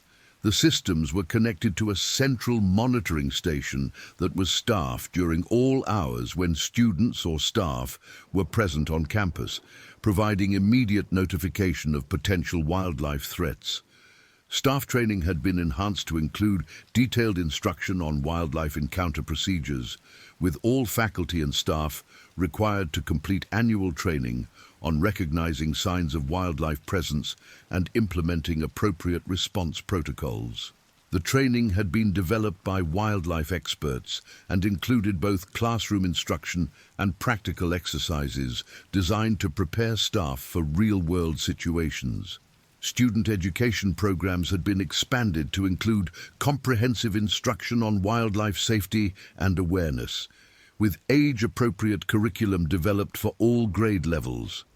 The programs included information about local wildlife species, their behavior patterns, and appropriate human responses to wildlife encounters. Students were also taught to recognize signs of wildlife presence and to report any unusual animal activity to school officials immediately. Communication systems had been upgraded to provide immediate notification to all students and staff when wildlife threats were detected, with multiple redundant systems ensuring that warnings could be received even if primary communication methods were unavailable. The systems included public address announcements, text message alerts, and visual warning signals that could be activated instantly when dangerous situations were detected. Emergency evacuation procedures had been revised and practiced regularly to ensure that students and staff could reach safety quickly and efficiently if wildlife encounters occurred. The procedures included multiple evacuation routes and designated safe areas where students could shelter while waiting for law enforcement or wildlife officials to resolve dangerous situations. The athletic department had implemented additional safety protocols for all outdoor practices and competitions, including mandatory wildlife spotters positioned around athletic facilities and direct communication links with law enforcement and wildlife officials during all outdoor activities. Coaches and athletic staff had received specialized training on wildlife encounter procedures and were required to carry emergency communication devices during all outdoor activities. The community response to the bear attack had demonstrated the strength and resilience that characterize small towns throughout the American West, where residents understood that they lived in beautiful but potentially dangerous environments that required constant vigilance and mutual support. The outpouring of assistance for affected families had included everything from financial support and meal preparation to childcare and transportation services that helped families focus on recovery and healing. Local churches had played a significant role in providing support and comfort to affected families, organizing prayer services and support groups that helped community members process their emotions and find meaning in the traumatic events they had experienced. The interfaith response had brought together religious communities that might not normally interact, creating new bonds and relationships that strengthened the overall community. Service organizations throughout the Jackson area had mobilized to provide practical assistance to affected families, including the Lions Club, Rotary Club, and numerous other groups that had organized fundraising events and volunteer activities. The response had been coordinated through the United Way of Jackson Hole, which had established a central clearinghouse for donations and volunteer services. The business community had also responded generously, with local companies providing financial support, donated services, and volunteer time to help with recovery efforts. Many businesses had organized special events or promotions with proceeds going to support attack victims and their families, while others had provided direct services such as legal assistance, accounting support, and construction services for families who needed help with practical matters during their recovery. The educational impact of the bear attack had extended throughout the region, with schools and colleges using the incident as a case study for crisis management, emergency response, and wildlife safety education. The University of Wyoming had incorporated analysis of the incident into its wildlife management and emergency response curricula, while high schools throughout the region had used the event to review and improve their own safety protocols. Emergency responder training programs had been enhanced based on lessons learned from the bear attack response, with medical personnel, law enforcement officers, and wildlife officials receiving additional instruction on coordinating responses to wildlife emergencies. The training included simulation exercises based on the Jackson High School incident, allowing responders to practice coordination and communication skills that would be essential during real emergencies. The legal aspects of the bear attack had been relatively straightforward, as Wyoming law clearly authorized the use of lethal force against wildlife that posed immediate threats to human life. However, the incident had prompted discussion about liability issues related to schools located near wildlife habitat and the responsibilities of various agencies for preventing and responding to wildlife emergencies. Insurance issues related to the bear attack had been complex, involving multiple policies and carriers that covered different aspects of the incident, including medical expenses, property damage, and liability concerns. The school district's insurance had covered most of the immediate costs, while individual health insurance policies had covered medical treatment for injured students and staff. Some families had pursued additional coverage through homeowners' policies that included provisions for wildlife-related injuries. The long-term financial impact of the bear attack had been significant but manageable thanks to the community support and insurance coverage that had been available. Medical expenses for the most seriously injured victims had exceeded $500,000, while property damage and lost revenue had added additional costs. However, the fundraising efforts and insurance settlements had covered most expenses, ensuring that affected families were not financially devastated by the incident. The impact on property values in the Jackson area had been minimal, as the bear attack had been viewed as an isolated incident rather than an indication of ongoing danger. However, some potential buyers had expressed concerns about wildlife safety, leading to increased interest in properties with enhanced security features and those located farther from wildlife habitat areas. The tourism industry in Jackson had experienced a brief decline immediately following the bear attack, as some visitors had cancelled trips due to safety concerns. However, the impact had been temporary, and tourism had returned to normal levels within a few months, as the industry had emphasized the isolated nature of the incident and the safety measures that were in place to prevent future occurrences. The incident had actually enhanced Jackson's reputation as an authentic Western community, where residents faced real challenges and demonstrated genuine courage in overcoming them. The heroic actions of coaches and players had been widely celebrated, creating positive publicity that had offset any negative impact from the attack itself.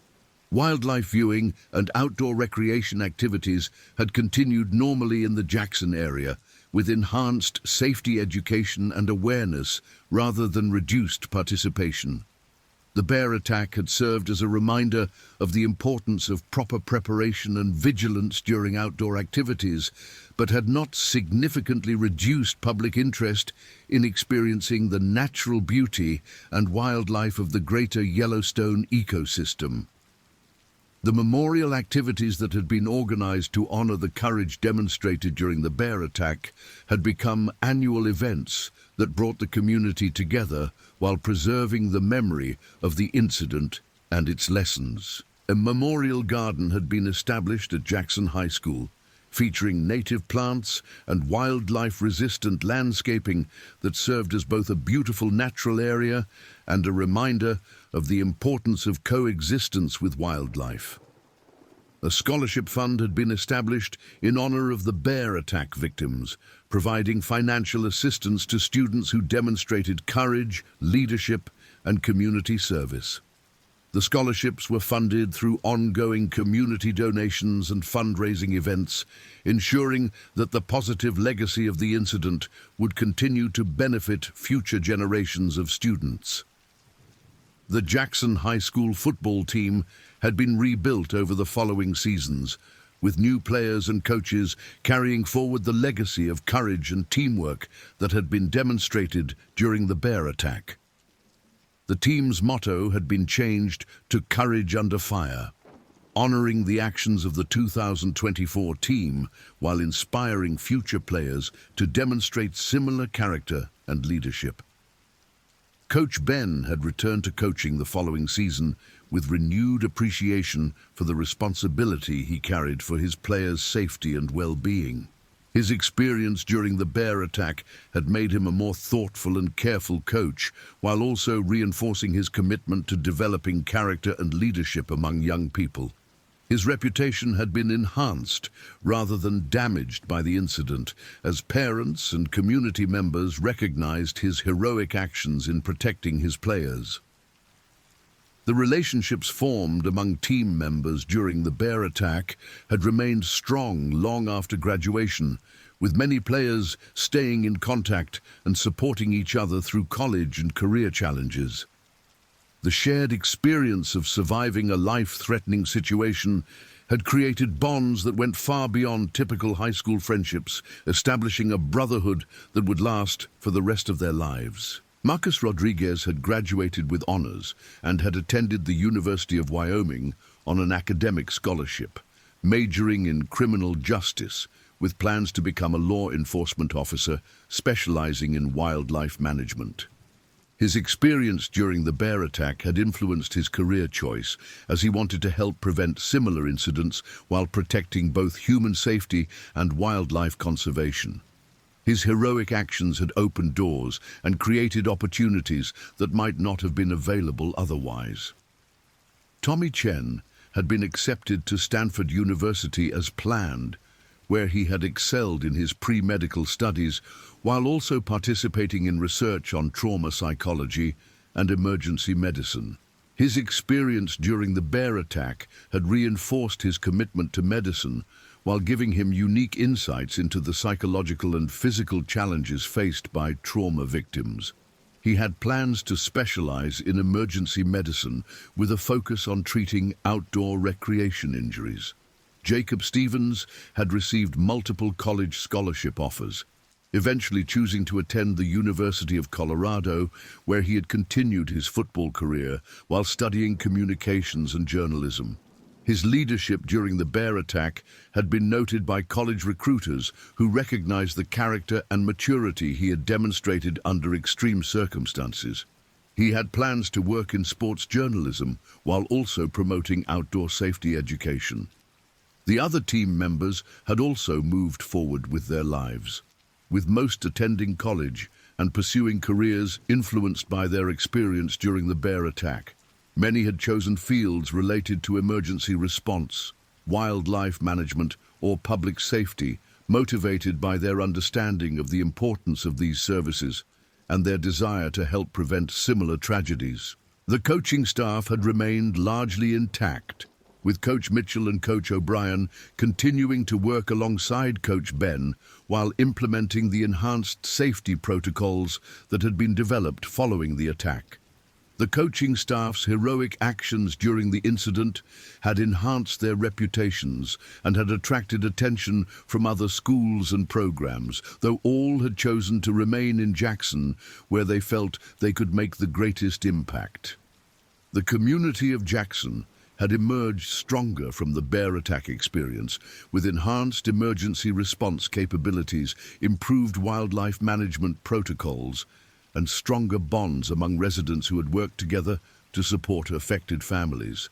The incident had tested the community's resilience and character, and the response had demonstrated the strength and compassion that made Jackson a special place to live and work. The broader impact of the Jackson High School bear attack had extended throughout the American West, influencing wildlife management policies, school safety protocols, and emergency response procedures in communities where human activities overlapped with wildlife habitat.